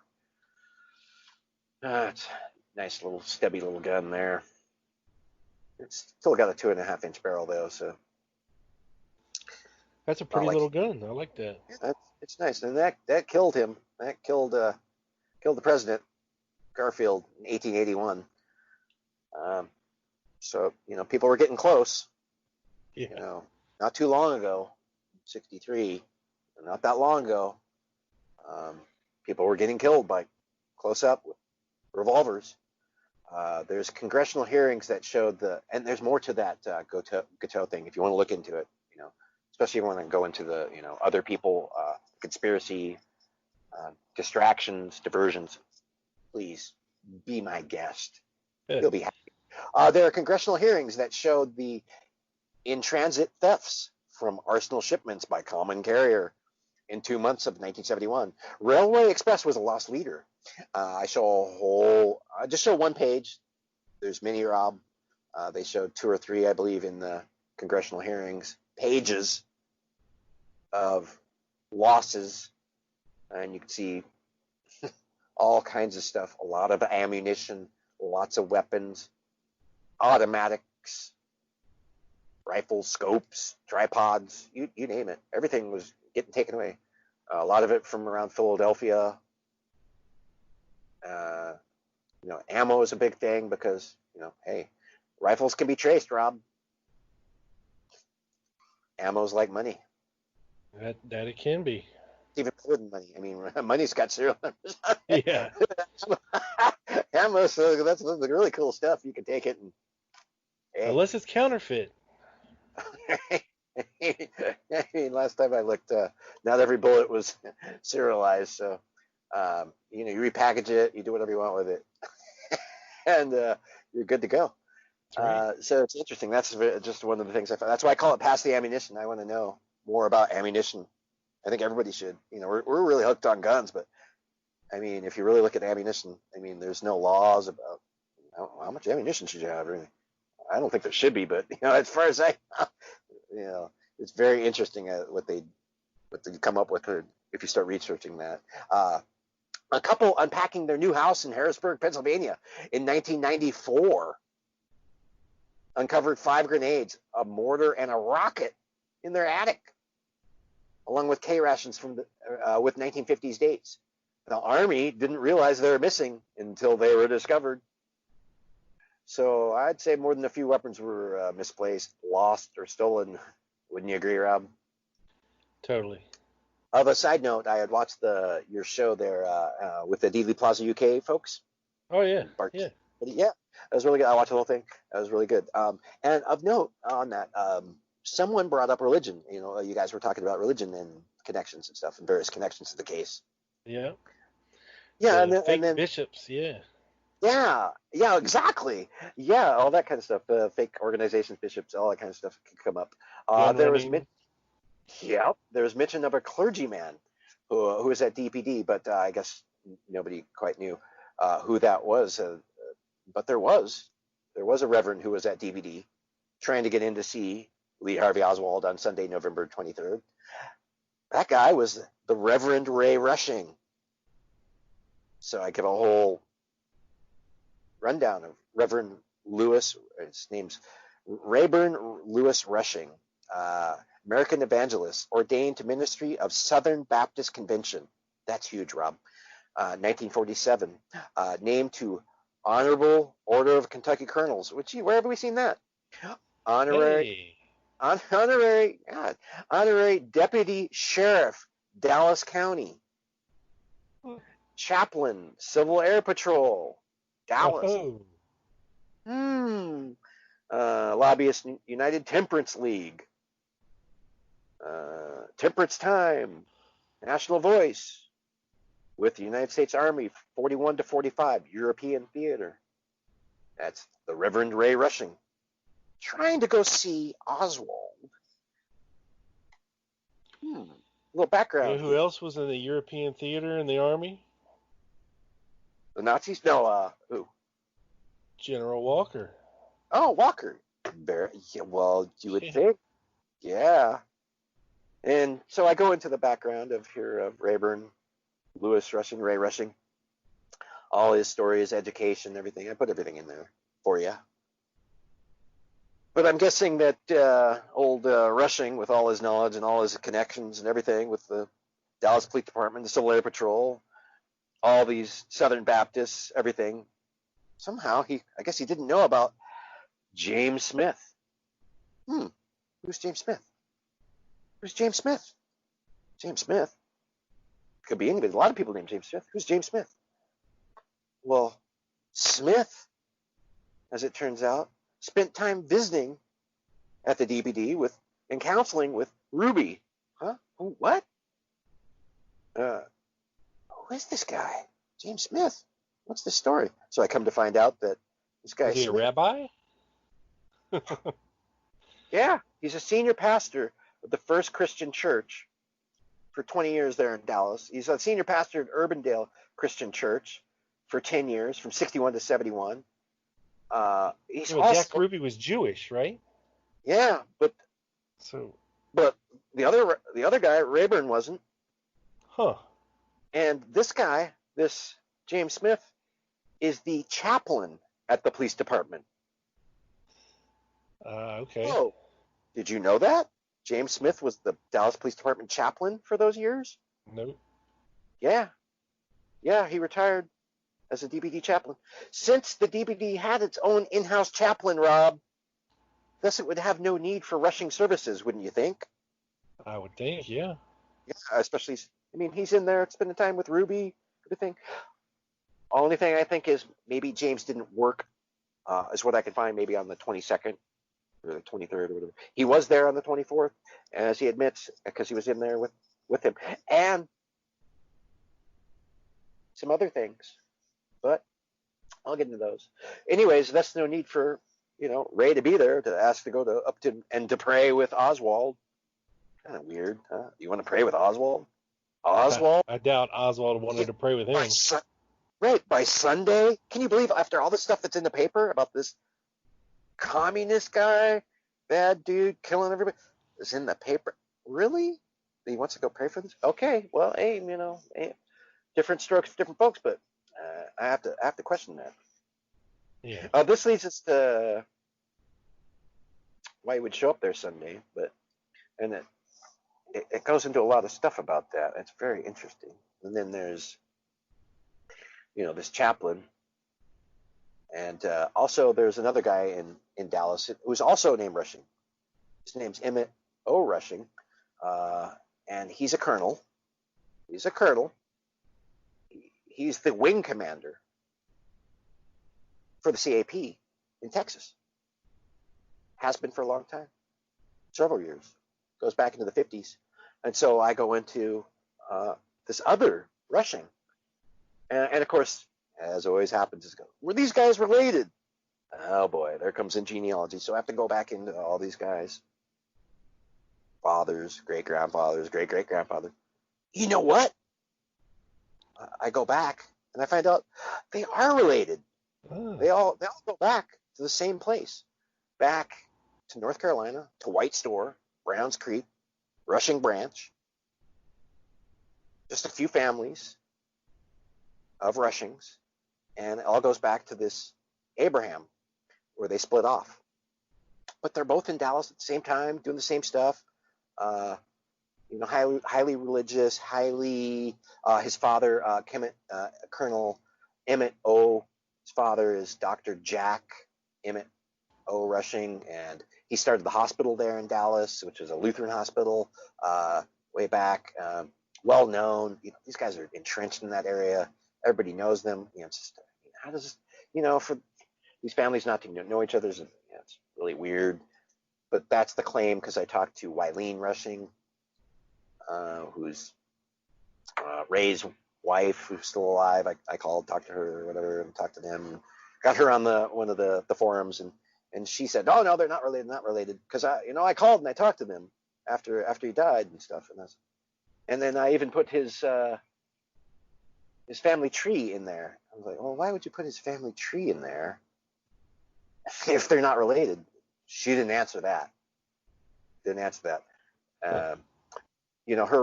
I show on there where her relations go back so far, and then she stops. She doesn't want to go back any further. It only goes back to this guy named Burrell Rushing, and she doesn't want to show where that goes. And so, how Greg and me are, because he asked her, like, digging. Hey, what's up? Why would you include it if you're not related? And then why do you, and I asked, why did you stop? Yeah. When I go to your family tree, you put up, hey! When I talk to everybody else, I go to all the other Rushings, they go, dude, they're all cousins. These guys are cousins. Cousins, whoa. I go, like way back? No, not that far. No, he goes, and then I show it, how they're related and stuff, and how they should know each other and all this stuff. And like I say, they all go back to this Abraham and Matilda and Mary and Sarah. And Sarah's the one I found that kind of married another Abraham. She was married to one Abraham, married another Abraham. Was it the same guy, or did Abraham Jr.? Did she marry the son? It was all weird. So I was like, put that out there, and then I just showed what other people had said. I didn't want to accuse her. I just put what other people had said. Well, it's probably slim pickings there in rural North Carolina. Time 1800s. But, and that's what she said. Well, there's only a few, there was like 15 Rushings there. Yeah, but only so many with, Burrell and Abraham, Sarah, who are your ancestors. There'd be only two families, and they go back to each other. And so I go in there and I show all this stuff. But, it's interesting because, of the other Rushing, the CAP Rushing, and what he was doing and what he was into. And so I show, they were cousins, and they were both in the Dallas CAP organization in the 50s to 53 and 54, respectively. Now, not exactly at the same time. 1 year apart, or several months apart, actually. As their great-great-great-grandfathers were from the same White Store area, Brown Creek and Anson, North Carolina. Coincidence or relative coincidence? Ray, a former CAP chaplain, tried to see Oswald, a former CAP cadet, you'll remember, at Dallas Police Headquarters on Sunday morning. A man whom, as Greg Parker noted from reading Jack Reville's statements, would not be the sort of preacher to pray for Oswald. Detective Jack Revell testified to the Warren Commission that he knew Reverend Rushing because Rayburn had called Revell for help in the past over alleged thefts by a preacher in Ray's employ. So he's an informant. He's an informant. Revell, just like all these guys are. Oh, how can we know what all these guys are? Because they're all talking to the FBI. They're all informants. They're all talking. I mean, I think that was the deal back then. That was their connection. That was part of the deal. Revell went on to describe Ray as the type that there is a communist under each tree or each rock, and that Ray claimed to be a personal friend of Senator Munt and the governor of South Dakota, among other influential people. I have to admit, I do have some trouble reconciling Revell's information, says Revell. If accepted, what are we faced with is a staunch anti-communist who is associated with anti-Kennedy Church, First Baptist under Criswell, wanting to pray with a person widely described in the press as a communist and therefore godless. That's very interesting of Ray Rushing. The Warren Commission and reports spin the time and witness testimony, if allowed at all. And we can see at 9:30, a church minister, Ray Rushing, rode with Jack Ruby in the police elevator. He said Ruby was going to the floor where Oswald was held in custody. Rushing was not asked to appear before the commission. Interesting. That is interesting. Well, this is at 9:30 in the morning on Sunday? Huh. Wait a second. Where's Ruby supposed to be? Not there. Here, the reports are stating Ruby was at the Dallas police station Sunday morning and not at home taking a call from a stripper to wire her money. Yeah. Oh. Huh. Well, here's a man of God. I don't think he lies. Ray Rushing, their buddy. They all know Ray. Revell knows him. Says he's honest and he's telling the truth. Why don't they call? Well, let's dig a little deeper, shall we? Well, there was also testimony of Walker, Ritchie, and Smith, who corroborated by Donald C. Roberts, then West Coast editor of NBC Huntley Brinkley Report, who was monitoring NBC transmissions from Dallas affiliate WPAP that morning.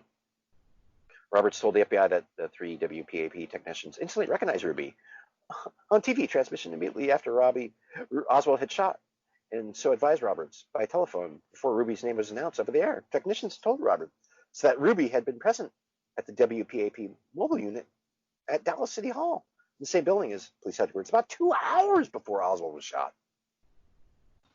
Whoa. So that would be about 9:30 in the morning, right? Well, you have to wonder, why no intellectual curiosity? Why not call these people? Were any of them called? No. No way, Rob. No way. These people got actual evidence of where, when they were. This goes against Ruby's alibi. Why are they helping Ruby with his alibi? Why don't they want to find out how Ruby got in the basement? Or was he already in the basement, Rob? I was gonna say he's already there. Oh, think about that, Rob. I came up with that when I was thinking about it. I'm going, dude, this guy's already there.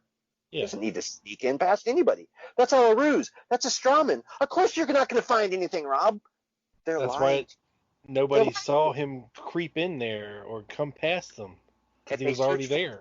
They run after their tail all day long. And what do they come up with, Rob? Dude, why don't they go with this? This tells you where the guy was.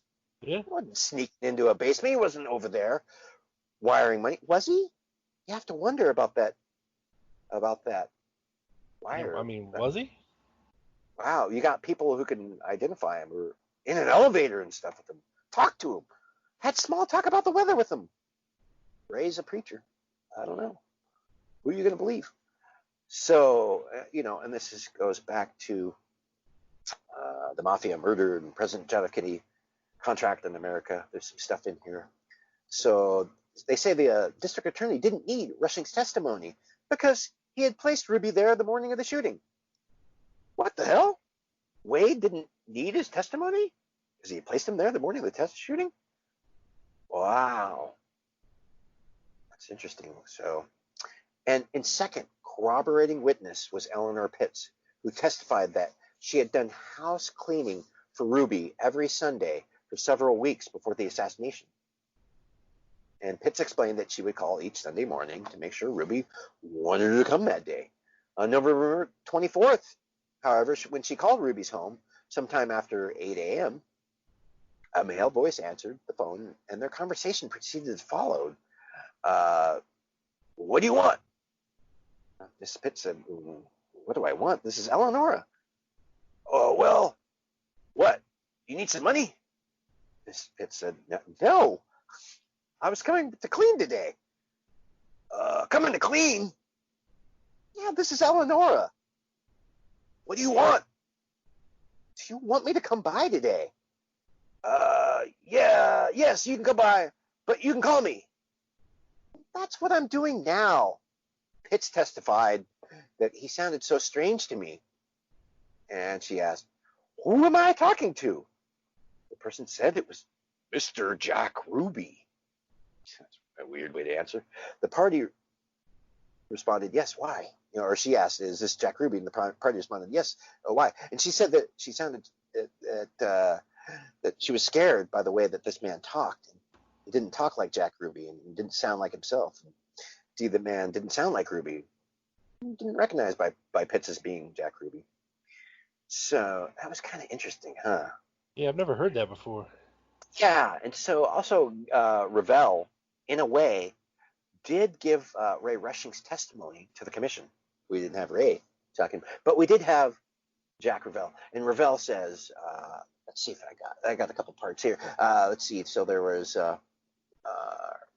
Hubert. Hubert was questioning him, and so he says, Hubert asks, I see there was 3 episodes then. As for the first one regarding the minister, you thought is that he may have stated to you, but you do not remember? And Revell says, I don't recall. And Hubert says, nor do you recall why he omitted it from, or why you omitted it from your report? Lieutenant Revell, this might have happened. It was subsequent to this. I found a preacher who wanted to talk to Oswald, and he went to Chief Batchelor's office, and Hubert says, then subsequent to what? Lieutenant Revell, subsequent to the shooting. Lieutenant Hubert says, I see. And Revell, no, prior to the shooting. And subsequently, he was probably talking to, let's see, he arrived at City Hall at 9:30. This preacher's name is Ray Rushing, and he's an evangelist, a radio evangelist. Oh, that's cool. And that he reported that a man was interviewed, Lieutenant Revell, and it was not reported because I myself found this man. And Hubert asks, but Lieutenant Revell says, there was no report on it because it is in, I had nothing to do with the shooting. He had gone to Sheriff Decker's office, and Decker referred him to the city, thinking that Oswald had not been transferred. So he came by the city hall and went up to the 3rd floor. And by the way, he rode up on the elevator with Jack Ruby. Now, and Hubert cuts in, this Rushing? And Revell says, yes. And Hubert asks, rode to the 3rd floor? Revell says, now, he says this. And Hubert says, he says this. And Lieutenant Revell says, yes, for the past 7 weeks, I have been assigned to the district attorney's office, the prosecution of Ruby, running down leads and interviewing witnesses. And this preacher was one of the people that we located. And we related the story, and he related the story to me that he rode up on the elevator with Jack Ruby on the morning of November 24th. Mr. Wade did not use this man. He didn't need the testimony because he had placed Ruby there that morning of the shooting. Holy crap. Can you believe what Wade did? Wade totally covered for this. Wade is distorting where and when Ruby was. This is amazing. And it goes on. It talks about, there's a couple of more pages with Revell giving what Rushing said. But he confirms it, And it's amazing stuff. And amazingly, Ravel had to disclose, and I suggest reading the whole thing, about the events surrounding Ruby and Oswald, and then many reasons to avoid Reverend Rushing from testifying before the commission. Better go with Henry Wade's story. And then I show an article or a story, and This Is Not America by David Schwinn. I point out in there, so it goes, Reverend Ray Rushing riding with Ruby in the elevator at police headquarters. All people involved in the autopsy, from Siebert, O'Neill, Dennis David, William Pitzer, possibly filming the autopsy. None of these people were even asked to make a deposition. And I point out that Reverend Ray Rushing didn't seem too interested in Lee once he was shot. Wow, what happened to Rushing after this? The good Reverend wasn't too concerned about Lee's services. Ray obviously didn't trouble himself to attend. As it turns out, a call went out for clergy to perform a service, as no one but performed the service for Oswald. And we know that Emmett Sr. Rushing, Jack, he was a well-known doctor, and I show his wife's obituary. He had a home in Acapulco, Mexico, and together they formed Friends of Acapulco. They supposedly helped indigent children. It's still existing, I believe, this organization, Friends of Acapulco. So he had a plane. Obviously, he flew there. Mrs. Jack Rushing, the senior to Emmett, the colonel of the CAP, says that she was a member of the National Society of Children of the American Revolution. Interesting. And that she and Dr. Rushing, Jack, were members of the Southwestern Region of the Civil Air Patrol, auxiliary of the United States Air Force. It's a nice connection between father and son. And there's just so many both similarities between the families and what they were into, both religious and anti-communist. Bet you didn't know Billy. This would have been a DVD Billy Combest, who served 26 years as a Dallas police officer and detective. He became a Baptist minister in retirement so he could continue to serve the department as a chaplain. You might know Billy Combest best, no pun intended, as he was a detective on November 24th, 1963, and he had a brush with history there whenever he formed the human corridor. I was in the little hallway in the basement there for the transfer of the accused assassin, Lee Harvey Oswald. And it was Billy Combest who Oswald and the officer just passed when Jack Ruby stepped out and shot him. Very interesting. In understanding the case against Oswald, we need to examine the last cop shop in Dallas since 1951.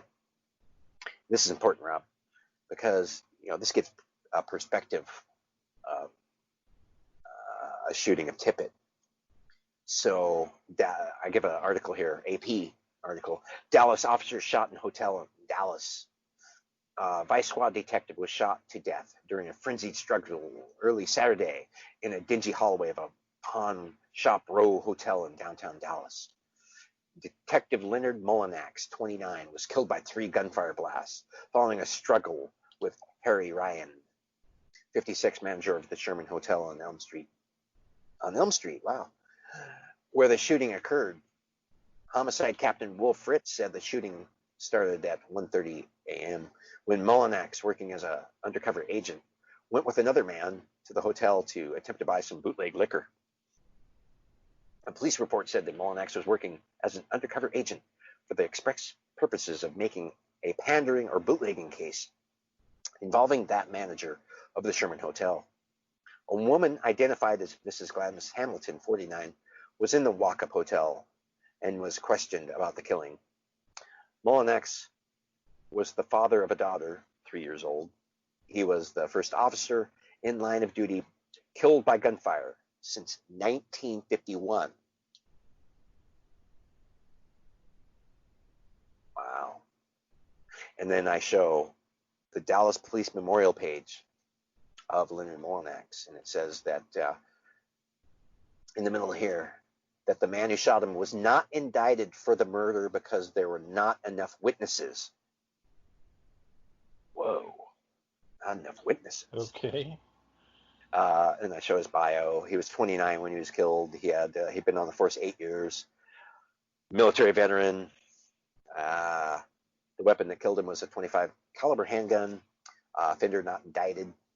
Undercover man dies, scuffle hotel. I show this article by James Ewell. Police officers Sunday sought answers for the early morning shooting of Molinax. In the hail of bullets in this hallway of a Sherman hotel, 2601 Elm, at 1:20 a.m. Patty Ryan, manager of the Pawn Shop District Hotel, was jailed after he admitted shooting the detective during a scuffle. Apparently, Ryan is the only witness to the actual shooting, but police are holding a 49-year-old woman as a material witness. Molinax's body remained unidentified in a Parkland Hospital morgue for half an hour after the shooting. Police did not recognize him as he was placed in the ambulance. Holy cow. Police Chief Jesse E. Curry, visibly shaken when he met newsmen, said the detective was shot and killed while working undercover for the express purposes of making a pandering and bootlegging case. Molinax, father of an 8-year-old girl, became the 22nd policeman killed in duty since 1892, and the first in more than 11 years. Ryan, 56, admitted that he had shot the detective, but said he was unaware of his true identity. Police wondered if Molinax was shot when he exposed himself and sought to make an arrest. Joe Henry, a 46-year-old construction worker, retraced for homicide Captain Wolfritz these events preceding the slaying. Henry said he met Molinax in the lobby of a Midtown hotel. He said Molinax spoke of a desire to purchase bootleg whiskey and identified himself as a service station man from Richardson, out for fun.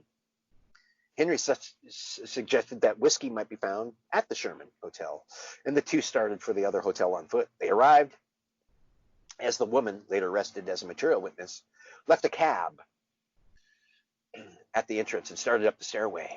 The two men followed her. The woman and the men were confronted moments later by the manager. Ryan said his dog growls awakened him, and he peeped out the slightly open door of his room to see the threesome walking down the hall. Ryan told police one of the men held the women by the arm. I told them, get out of here, or get out, and asked them what they wanted. The woman said, I want a drink. Henry said he walked back to the stairway, and as he was walking down, he heard someone say, go ahead and pop it. Henry said he heard shots that sounded like firecrackers popping, and he hurried out of the building and returned to the other hotel. Ryan said a scuffle occurred with Molinax when Ryan sought to push them back to the stairway. Ryan said he pulled a pistol from his pocket and fired a shot into the floor. Then, Molinax came out with his pistol, and I shot this man 2 or 3 times. After I fired the last shot, this man fell to the floor, the hotel man's statement related. Wow. Mrs. Ryan summoned police when she heard the shots. Radio car officers found Molinax shot once in the abdomen, groin, right arm, and Ryan bleeding from a wound in their leg. So Ryan had been shot, so it appears. Fritz said both men had .25 caliber automatic pistols. Getting interesting, Rob. But the homicide chief said the detective's pistol was still fully loaded and expressed his belief that the hotel man shot himself. 7 empty holes were recovered in the hallway. 2 of Fritz's men left shortly afterwards for the state crime laboratory in Austin for a ballistics test to determine whether only one gun or both had been fired. The slug removed from the hotel man's leg also was sent to the lab. Wow, we should have answers on this, right, Rob? Yeah, we should. Well, police records showed Ryan, a Dallas resident since 1919, had been arrested for vagrancy, assault, and robbery. A Dallas County grand jury no-billed him in the robbery case. That means they didn't hand down an indictment. That was filed in 1942. Prophecy comes true for Officer Mrs. Gladys Mullinex. Gladys L. Mullinex had worried about her husband's grim prophecy, that he never would live to be 30. She heard him say more than once. Outwardly, she dismissed it as just talk.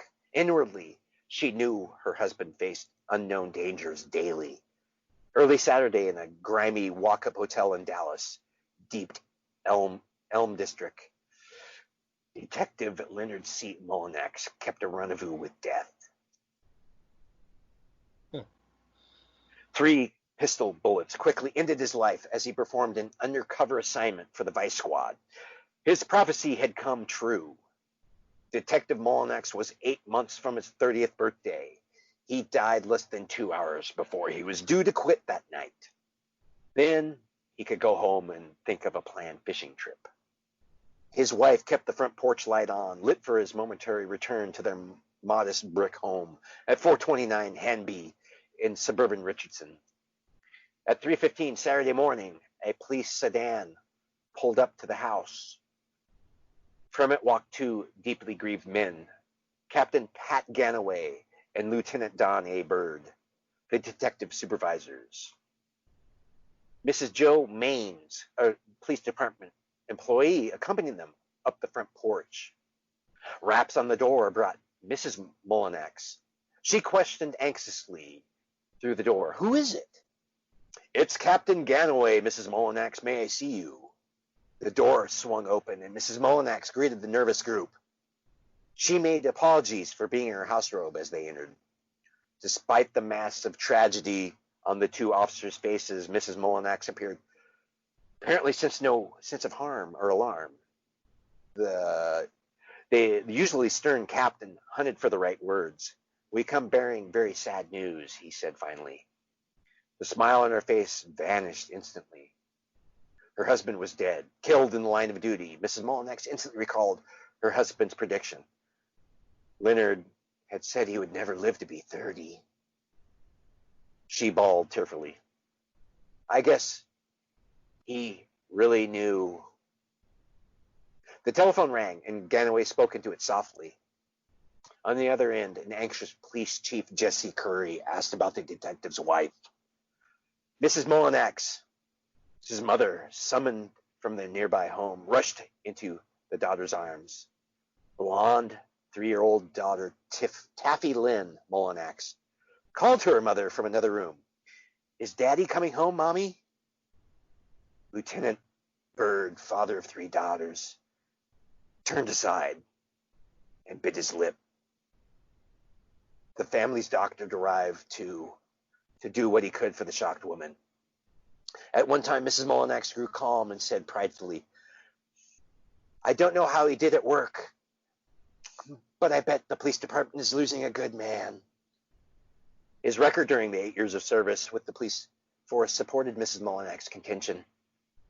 Winner of combinations for courtesy while a motorcycle patrolman escorting funeral processions, a hand-picked undercover man, all testified to the young detective's value to the department. It had been his desire to be a policeman from his boyhood days. On his parents' East Texas farm, 2 years he served with the Marines. In the months ahead, he would have realized fulfillment of another goal, promotion. Seems Detective Mullinex was due to become a sergeant.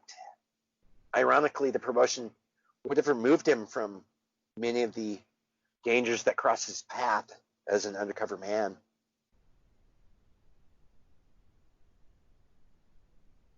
Wow. Still fresh was this undercover officer's shot to death, and the killer, whomever it was allowed to walk. The story runs cold, Rob. There are no more headlines about Ryan or the ballistics of the supposed self-inflicted wound after this. It's dropped like a paper bag near Dealey Plaza. Wow. But there is something more. that I found. Yeah. It's in the Warren Commission. Yeah. Mr. Griffin asks about it. He asks, is there anything else you might think about to the commission, either in connection with the Oswald killing? Eberhard interrupts. Well, this part down here, I don't know if anybody's mentioned this to you or not, but Officer Molinax, he talked to me a long time when this boy got killed. He's speaking about Jack Ruby talking to him about Molinax getting murdered. Mr. Griffin, when did that occur? Mr. Eberhard, it was in the summer of it's 2 years ago. Mr. Griffin, in 61 or 62? Mr. Eberhard, no, in 62. Mr. Eberhard, an officer was shot to death in the hotel. There was no witnesses except the man that shot him. The man that shot him was not indicted. There were no witnesses. I went up to Jack's one night, and he talked to me one night about it. And he went into the boy's funeral. I don't know if that gives you any idea how Ruby's mind is. But it is unusual for a profession to have a man show up at a funeral. You would just have to draw your own conclusion as to why he would. Mr. Griffin, now Molinax was on the Vice Squad. Mr. Eberhard, yes. Mr. Griffin, and Jack tried to be his friend with all of the members of the Vice Squad? Mr. Eberhard, he was friendly with everybody. If he knew you, he would say hello to you. If he didn't know you, he was going to try and meet you. Mr. Griffin, the Vice Squad would probably be one of the first to close his place down if there were any problems. Mr. Eberhard, Liquor Board and the Vice Squad, that is right. Mr. Griffin, is there anything else about this Molinax incident that seems significant to you? Mr. Eberhard, just the fact that he went to the funeral, talked about this fellow getting away with it, that something should be done, more or less, that we just couldn't do anything about it. Wow. Interesting. Yeah. Of course, let's go back to those anti-communist Thomas T. Cayley FBI docs. Remember those? Philadelphia 157 documents. Civil unrest, extremists. Yes, the good Kentucky Colonel. Yeah, I have. There's some more information on Cayley, the Minutemen and the weapons. I noticed, Rob, that you had Robert N. Taylor on the show. I did. Yeah, he was a great guest. He said he was like secretary for the Minutemen, but just a local chapter or something. He didn't know exactly what was going on at headquarters and stuff like that. Supposedly. Yeah. I mean, he said he met Ferry and Shaw in, I forget, it was in Alabama or Mississippi. Kansas, Missouri, or something like that. So, yeah. Somewhere over there. They had some meeting. Yeah, something like that. But other than that, he really didn't have any, or he didn't tell me of any connections he had with the assassination other than that. Yeah. And then, gosh. Interesting guy, though. Yeah. Yeah. Maybe we could go back, ask him some more questions, because, I have some of those documents, and these are things that we can ask him. He wasn't at headquarters, but he might have some more insight. And so I put in here, I like to play a fun game. It's fill in the blanks. It's a Mad Libs for assassination documents. Yeah. Dun, dun, dun. And so I show in here, you can see the documents, and here it goes. A lot of redactions. T1, PHT1, yes, redacted. Enclosed letterhead memo is identified as blank. Redacted. Self-identified as National Chaplain for the Minutemen. That sounded interesting. Yeah, it's like Chaplain, Minutemen. Wow, here's this. This is Guns and Ammunition, and the Preacher, and this ties together nicely. I was like, I had to follow this. And this is also for Kansas City. So you have a Kansas City tie-in. So there's a Missouri, a Kansas City, Kansas tie-in right there, as well as Philadelphia, because it's Philadelphia T1. That's their informant, right? which is the chaplain for the Minutemen. That's their informant. So it says, being concealed in view of his proclaimed high position within the Minutemen is fact that he appears cooperative, and if information furnished by him is verified to be factual, Philadelphia will give consideration to his potential as an informant in the racial field. How interesting. Wow. And I showed the document. It runs down, shows all our stuff. St. Louis, Kansas, the Bureau, Dallas, Denver, Springfield, 157. It's right there. And it's even got one redacted. It's got 170 new redacted. They don't want to tell you that file destination. Interesting, huh? Wow. Yeah. So, and then I've got several more documents under PH 157-447. And on this file, it goes all into Cayley, the Minutemen, the Philadelphia office, all kinds of things, weapons, things missing. Wow. If you read through them, I mean, it'd take me several minutes to read through them for you, but we'll put them up on the site. You can put up the document, share that with everyone. Let's see if there's we'll do. couple ones in here. And then, well, what you get to do is go back and play my game. Once you know who the players are, and I'll identify them, thanks to me, you can go back, and we don't need their redactions. We can pretty much figure out who these people are, and that's all part of the research. I don't know if these documents are out there unredacted now. Maybe they are, maybe they aren't, but this is just a fun game.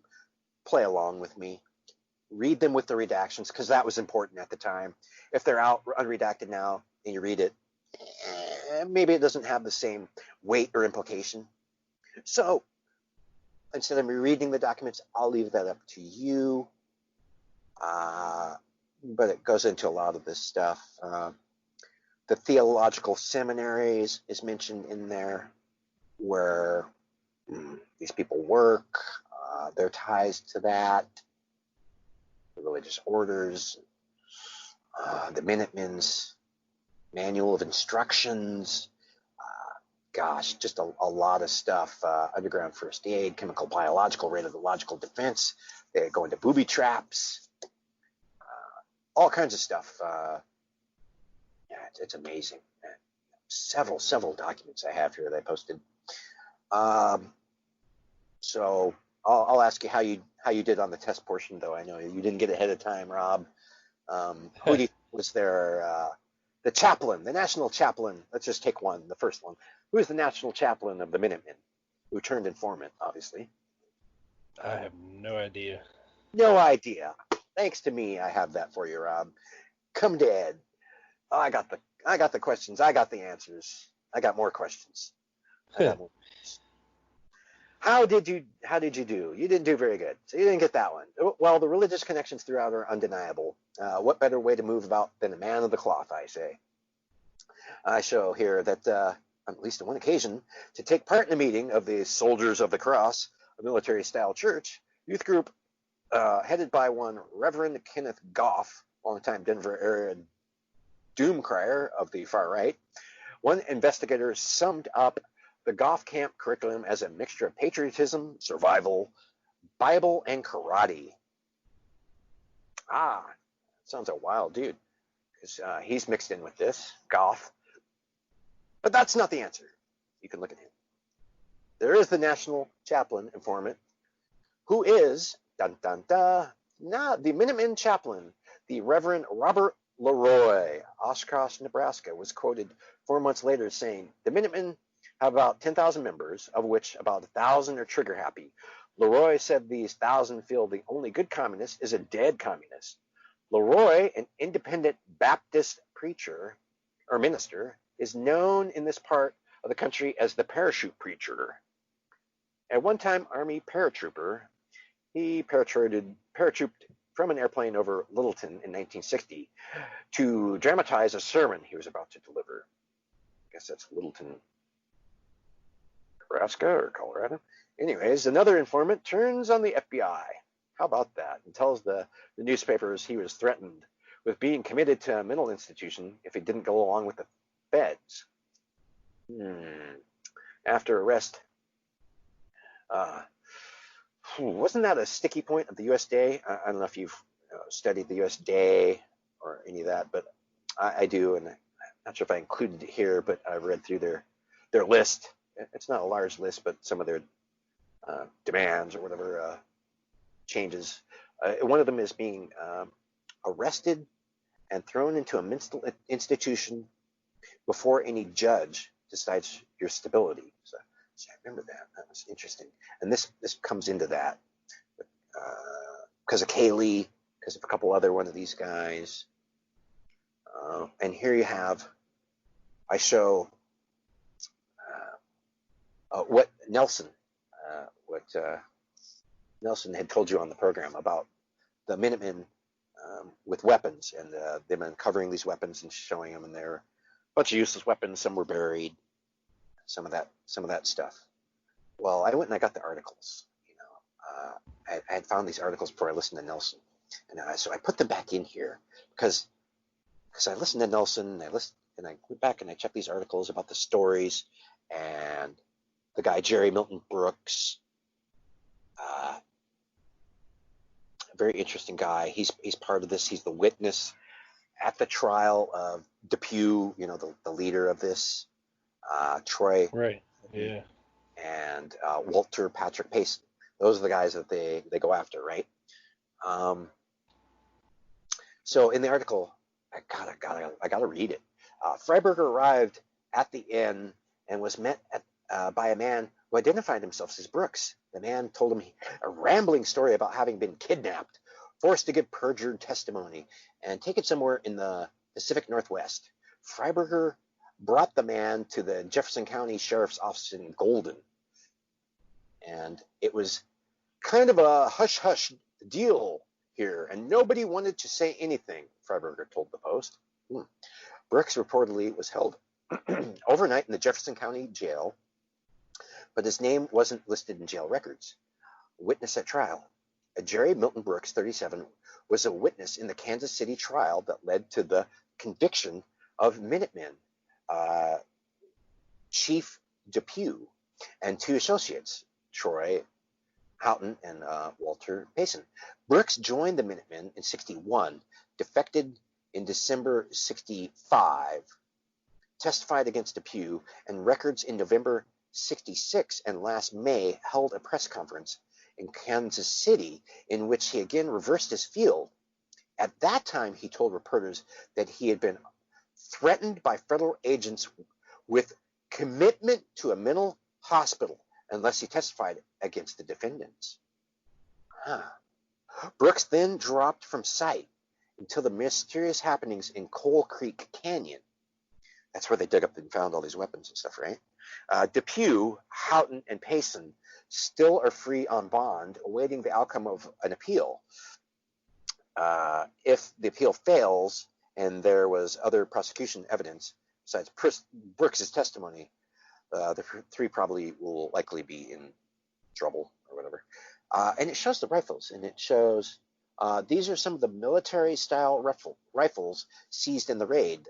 At left is a .22 caliber rifle with a telescopic sight. And then the other caption is, rifles at right were crated. Well, Nelson doesn't mention anything about this, about mailing, crating, shipping rifles. Nelson talks about them, having rifles, cheap rifles, 22s, cheap crap, and burying them and stuff, and them looking, search. So this was weird, because here it shows brown paper with these rifles in them, either in cartons or crates or whatever they're calling them, and then shipped. Well, why would you need? It's kind of weird. Okay. Well, anyways, I say the crated rifles were being mailed, wrapped in brown paper, and bearing labels of a Minuteman business. So, a front business. The label was from R.E. Koch and Associates, Central Company. That's a real company, aka Oklahoma Army Surplus in Tulsa, Oklahoma. And they go, of course, to these Minutemen, this lab that's really owned by Depew. So interesting way to get rifles shipped to you from Army surplus. And why would that matter? All they can say is a few things on him shipping rifles and not declaring them, I guess, as rifles in the mail. And then, of course, they show, I'm not sure if Nelson mentions this, but they show a picture of the rifles I think he says were the ones that they dig up that were buried. And the picture there shows, about 4 or 5 rifles. Note one with a weird, odd scope on it. It's kind of like covered or wrapped with tape and stuff. It's very odd. Some kind of a sawed-off shotgun pistol or something. But it shows what the rifle's military ammunition is. It's .303. It's infield stuff. They did make American rifles infield. They're called the American Infields. They're .303, which is Buell Resley Fraser's favorite rifle, of course. And of course went out over the airwaves. That's the first rifle mentioned, I think, that went out over the airwaves was a .303 infield. Oh yeah. Yeah, very, very interesting there. Of course, gosh, it shows a lot of stuff here. One of the guys was Clyde Hyde. It was very interesting, I found. And of course, I go through and I list that, their CIA contacts and stuff these guys were dealing with, and trying to get rifles, and a lot of weird stuff going on with them and rifles. And one of the subjects, though, I found was a Mr. Peacock. And so I was like, wow, what's the connection between R.E. Peacock? Who is R.E. Peacock? And what's his name? And who's this subject? Carol Joe Peacock, at least they named him as. Who is he? Is he any connection? So I started studying it, and then I found Clyde Hyde was a weird guy. And when I went looking for him, I found him as an operator of the Gay 90s Club on Louisiana Avenue. And it shows him being arrested on a $150,000 bond. And that was for theft, simple robbery, and conspiracy to commit robbery and theft. That's always interesting. But he's named in all these documents as one of these guys they were looking for. One of these peacocks. So there's not a lot of peacocks out there. And then I was looking at him and researching him. And I find also that in Miami, Florida, there's an FBI document, June 4th, 1959, on the evening of June 2nd, 1959, Earl Peacock and Hasten Jones arrived at the Miami airport from Havana, Cuba. And it says that the fare was paid by the former mayor of Havana, this guy. And Peacock is in the real estate business, it says, in Atlanta. Also maintains some property on the Isle of Pines, Cuba. Striking any chords with you? Anybody out A little there? bit, yeah. Isle of Pines. Okay, so I was like, this kind of hit something. And so, so he's described to being 54 years of age, 5'4", blah blah blah. Leading these guys. Jones is a fishing boat captain, charter boat captain in Havana. Blah blah. Gives his description. And then it shows where Peacock went. It says he departed the airport on no mail for residents located between 15th and 16th Streets on 60th Avenue Southwest. Hey, Rob, that sounds like they followed the guy. Didn't follow him to his house, but followed him near there. I don't know. And then in the document I show, if you could see it, it says, on the same evening, blank, blank, blank, Hasten Jones and Square met at Pozo's place, Pozo's residence. That's very interesting. So, I don't know. The discussion concerned proposed plans for the attack and capture of the Isles of Pines, during which Jones explained the maps and hand-drawn sketches he had recently obtained depicting various military and communication installations on the Isle of Pines. Jones said Peacock could obtain all the ammunition, planes, pilots, and related supplies that would be needed, and that the planes and pilots are located in or near Atlanta, Georgia. Jones said that Peacock has been P-51s. Peacock has 10 P-51s available immediately. Wow, that's interesting. With pilots at a price of $10,000 for each pilot plane unit. Jones explained that Peacock has a brother in the U.S. State Department who will be able to handle the necessary matters involved in getting these out of the country. Wow. I started looking around, and I found this was part of, interesting, the Rolando Masferrer, or conspiracy or whatever. And I was like, really? And who exactly is Earl Peacock? And was his brother in the State Department? So I had to go look into that. So I looked into Earl. I find this guy, Earl F. Peacock, Georgia. Seemed to be in the real estate business after the military and stuff. Man, it was weird.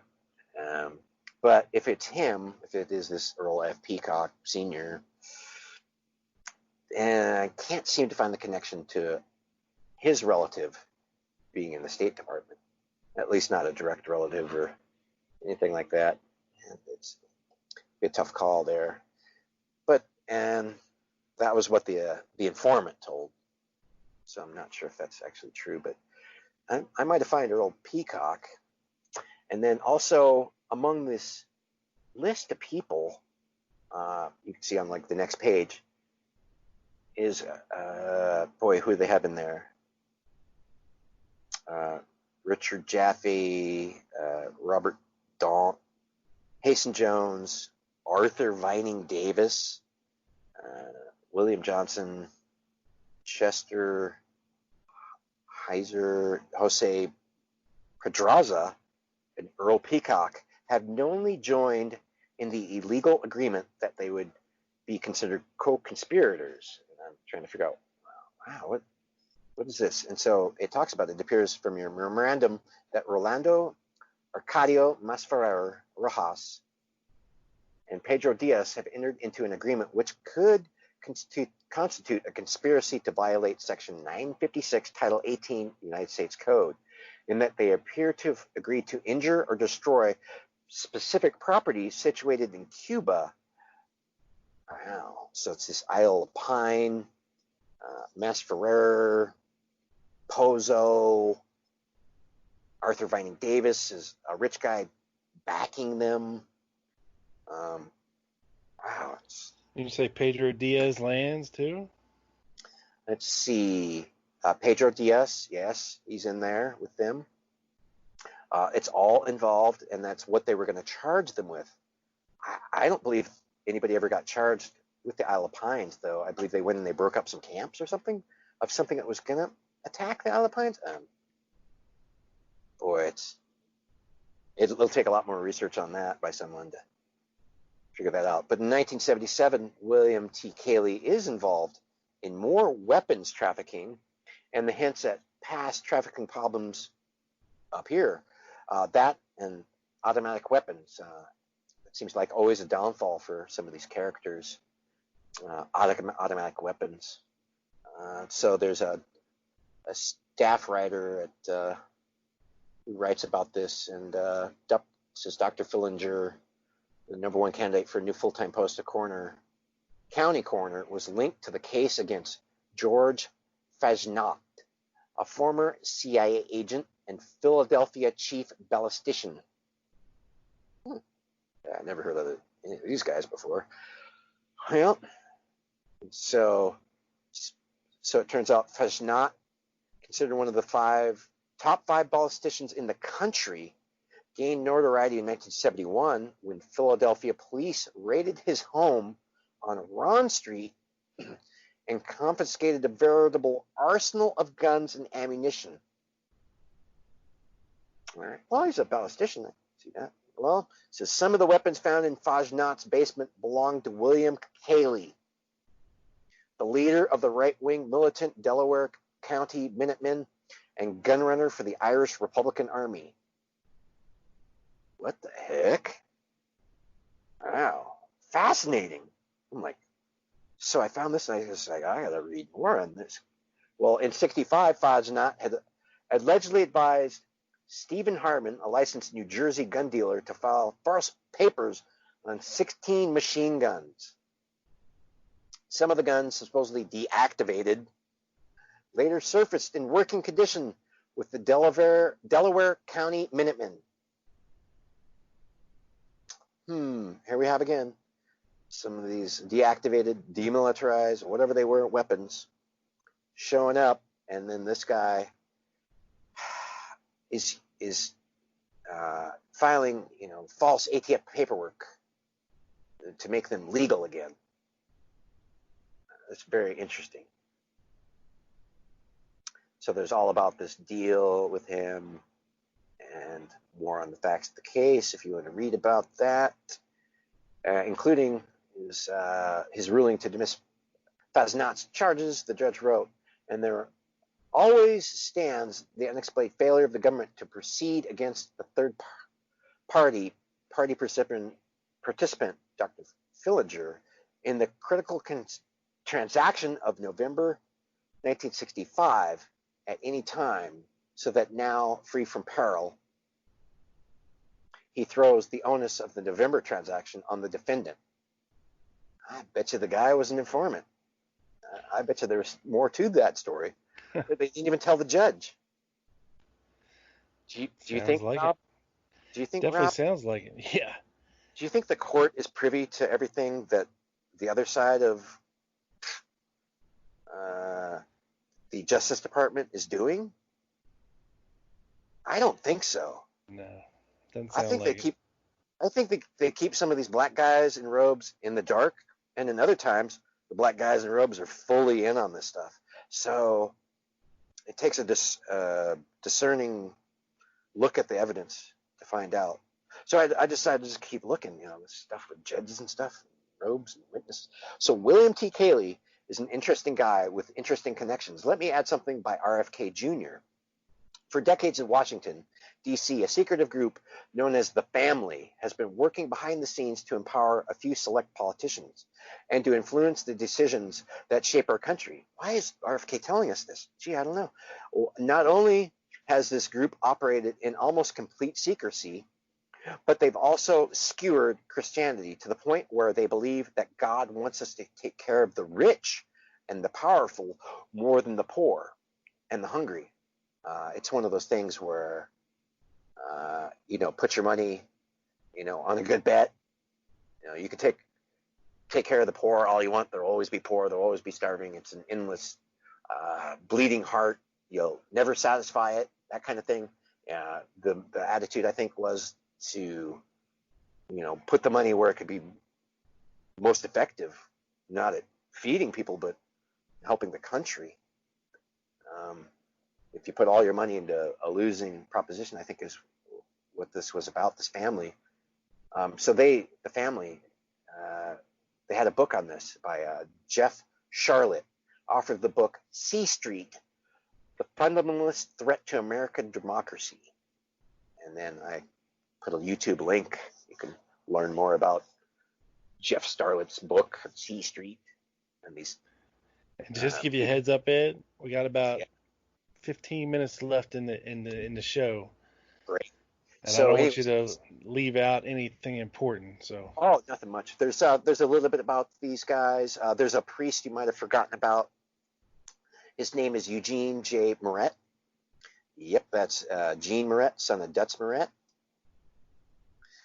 He was a preacher too. Yeah, well, he was in that Jesuit Scholastic That's right. That's Alabama, right. and he's the one that Yeah. need to come up there. He was actually, if you check into his career, uh, boy, he went in to become administrator to the Judicial Supreme Court in Louisiana. He's led quite a career there. For some reason, he went in the military, went to law school, and then had to be a Jesuit minister or something. But anyways, that's where he went. I found some stuff on him that he wrote, some interesting philosophy from his professors. There's also Lenny Mae Randall and the good Reverend that she brought with her to help Buell Wesley Frazier. That is Reverend Campbell. And everybody, all the documents have it wrong. They have it as Campbell. It's Campbell, Campbel. I have a bunch of stuff on him. Turns out right before the assassination, he went on a mule hunting trip. Very interesting. He hunted a bunch of bucks and deer. So he's the Reverend that went in with Lenny Mae Randall. Interesting, you might not know that Bill Randall, or otherwise known as Willie Randall, Willie Bill Randall, Lenny Mae Frazier's husband, and this is Frazier's sister, Lenny Mae. Bill was, famous for making those statements about Lenny Mae working at the Texas School Book Depository, which were misinterpreted by a hotel clerk. Anyways, did you know that Lenny Mae's husband, Bill Randall, was a Baptist deacon since 1955? Huh. I had called Bill before his death in 2014, asked, I found his cell phone, started asking him some political questions. I started to ask about Barry Castor, Dorothy Roberts, the neighbors, saying that he had a package large enough to be a rifle, that Bill had gave the ride actually to Oswald, and it wasn't Buell. His comments about the VA hospital being moved out of Dallas and Kennedy being killed over it. That's basically when he blustered, stopped talking to me and hung up the phone. So I couldn't get much on that out of him. There's some stuff on the Lee Harvey Oswald's Cold War supplement from Greg Parker. Talks about Bill Randall, some of that stuff. There was some derogatory statements by some of the reverends, Reverend Holmes, William A. Holmes, a minister at the North Haven United Methodist Church, mentioned that some Dallas school children cheered upon learning the President Kennedy's death. Portions of that sermon were broadcast on CBS, bringing attention on both Holmes and Dallas. A clergyman was supposedly on a bus to Mexico City with Oswald. That was with John Bowen. Remember him? Oh, Bowen had credentials that he was reverend. He goes, oh no, that was Reverend Osborne or something. There was no Reverend Osborne. It was him. He was Osborne. He was the Reverend. So he was on a bus supposedly going from Laredo to Mexico City, right? And on this bus is supposedly someone who has had a passport and saying, oh look, I'm Lee Harvey Oswald from Russia and all this stuff. Well, it turns out I did some digging. Greg Parker had an open question on this, named a guy on there, Tony Chapa. So I looked into Tony Chapa. You got to look into this more. I put this all in this essay. Tim Prado Chapa, get the name right. Eventually, the FBI was looking for this guy, stopped looking for him as soon as they got near Laredo, or where they got near Lubbock and this place called Tahoka, Texas. Once they got near Lubbock, bam, that's where the trail stopped. It turns out this Tim Prado Chapo was an informant, had been for a long time, had been an informant for local police, federal authorities. So this is the guy on the bus. He's an informant. He's actually Native American or whatever. The family did cotton picking in Texas in the 50s. His brother got killed in a bar during a drug deal gone bad. I believe his brother was an informant, and that's why he got killed. And Tim takes up the thing, and he becomes a wrestler. He's actually a wrestler at this time. He has military ID because he was in the military.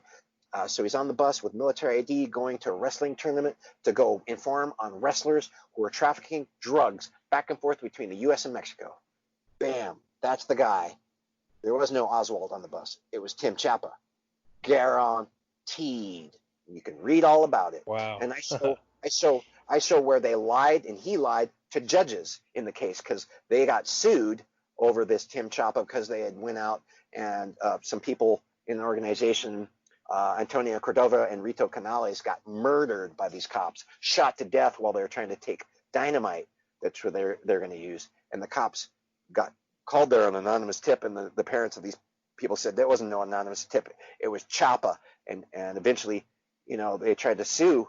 And in 96, Chapa had to change heart. In the video statement, he detailed his infiltrating the Black Berets, Cordova, the Canales. Didn't we just hear about the Lavender Berets and Reverend Brochiers on one of your other? Oh, yeah, the Lavender Panthers. The Lavender Panthers. These guys were the Black Berets. Wow, weird. So all these guys had these different things. Chapa did undercover work that got people killed. He lied about it, but eventually he told this guy, Angel Gutierrez, and I got this stuff on him, and he explained exactly how he trapped him, and it was horrible. But these parents never got to sue and get justice over this because he lied all the way through and didn't tell him he was undercover, but he was.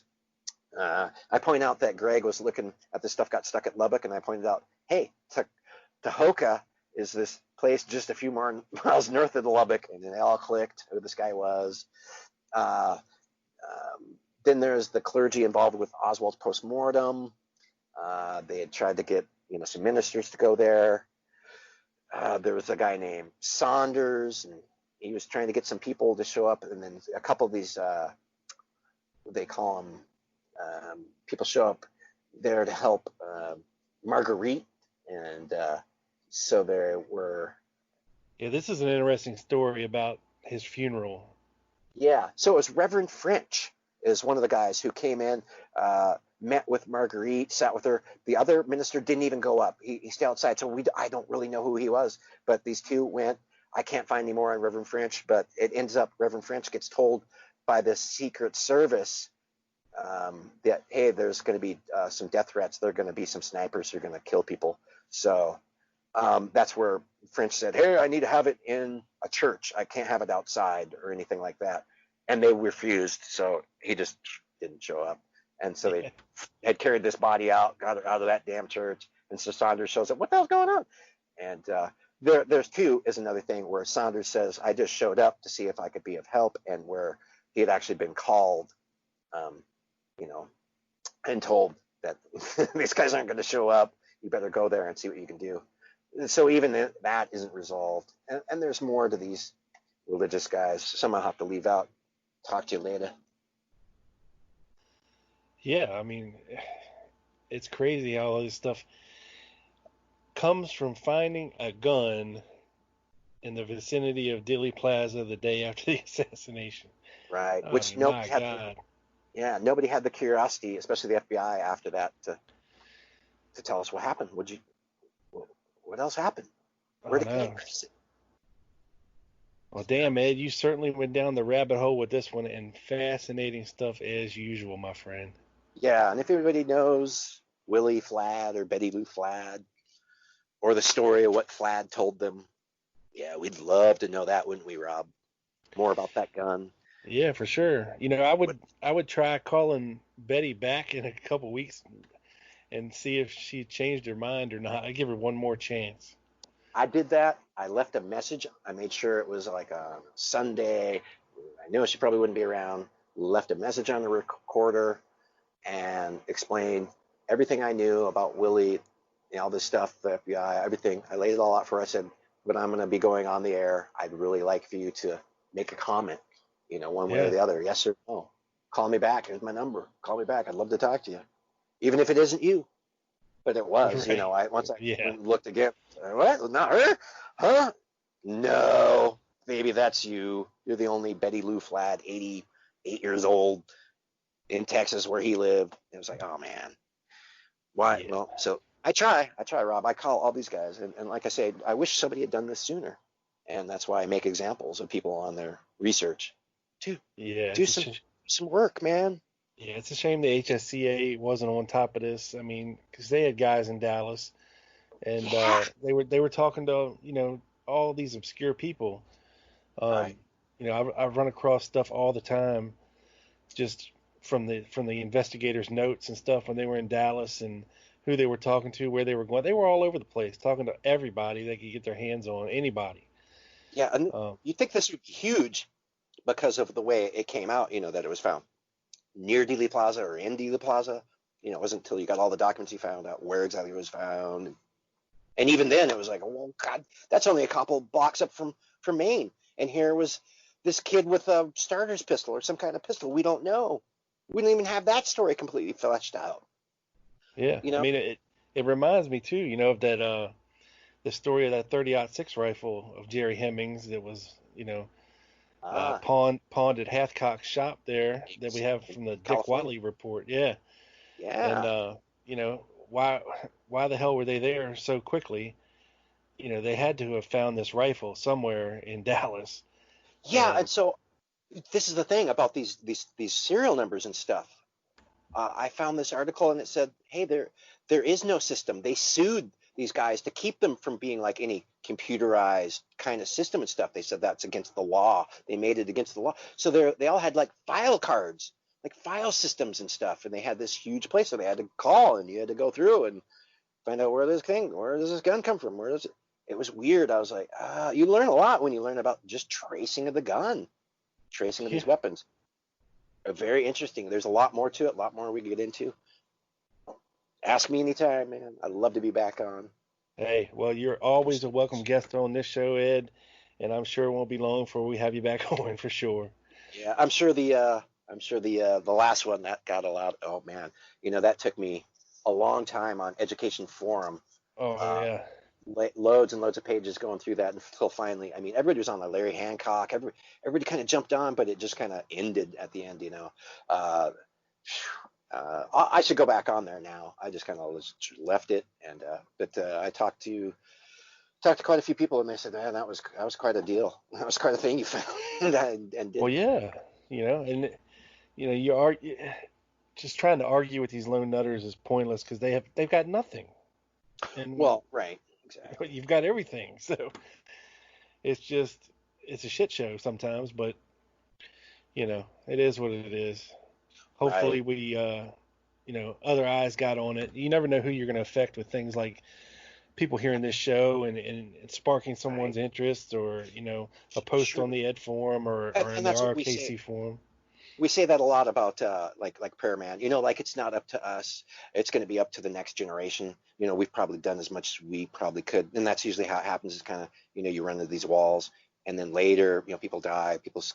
Something comes out, something gets found at a swap meet, and you're like, whoa, what's? And then the whole file is found or something. You're like, oh god, and files have disappeared. We know that whole files have disappeared.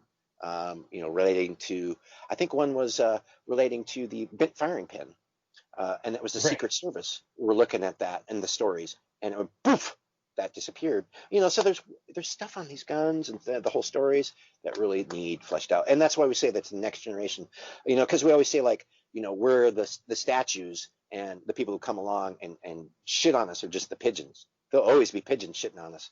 That could be washed off. We'll always be, but I don't know. In this time and age, though, statues ain't doing too well. Yeah. Yeah, they could get torn down. Torn down, yeah. So that's the thing.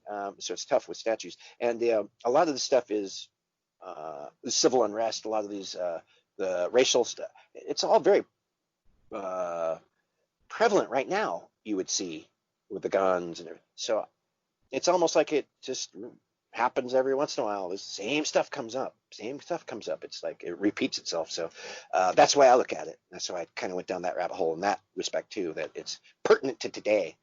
All of this stuff, we should look at it. Oh yeah, for Same sure. things. Same things kind of happening. Different names, different groups, different people, of course. But it's all going to lead the same way, and we'll probably have the same things happening.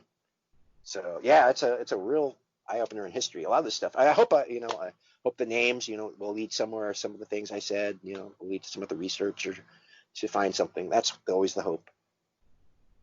Yeah, and a lot of it I wasn't even aware of. So thank you, Ed, Cool. for doing that and coming on the show and letting all the listeners know about it. And I will try to post a link to this entire document that you have, so listeners can go read along and follow with the show and everything else. 36 gigabytes of text Yeah, documents. yeah, it's a couple I gotta pages put it worth. in there.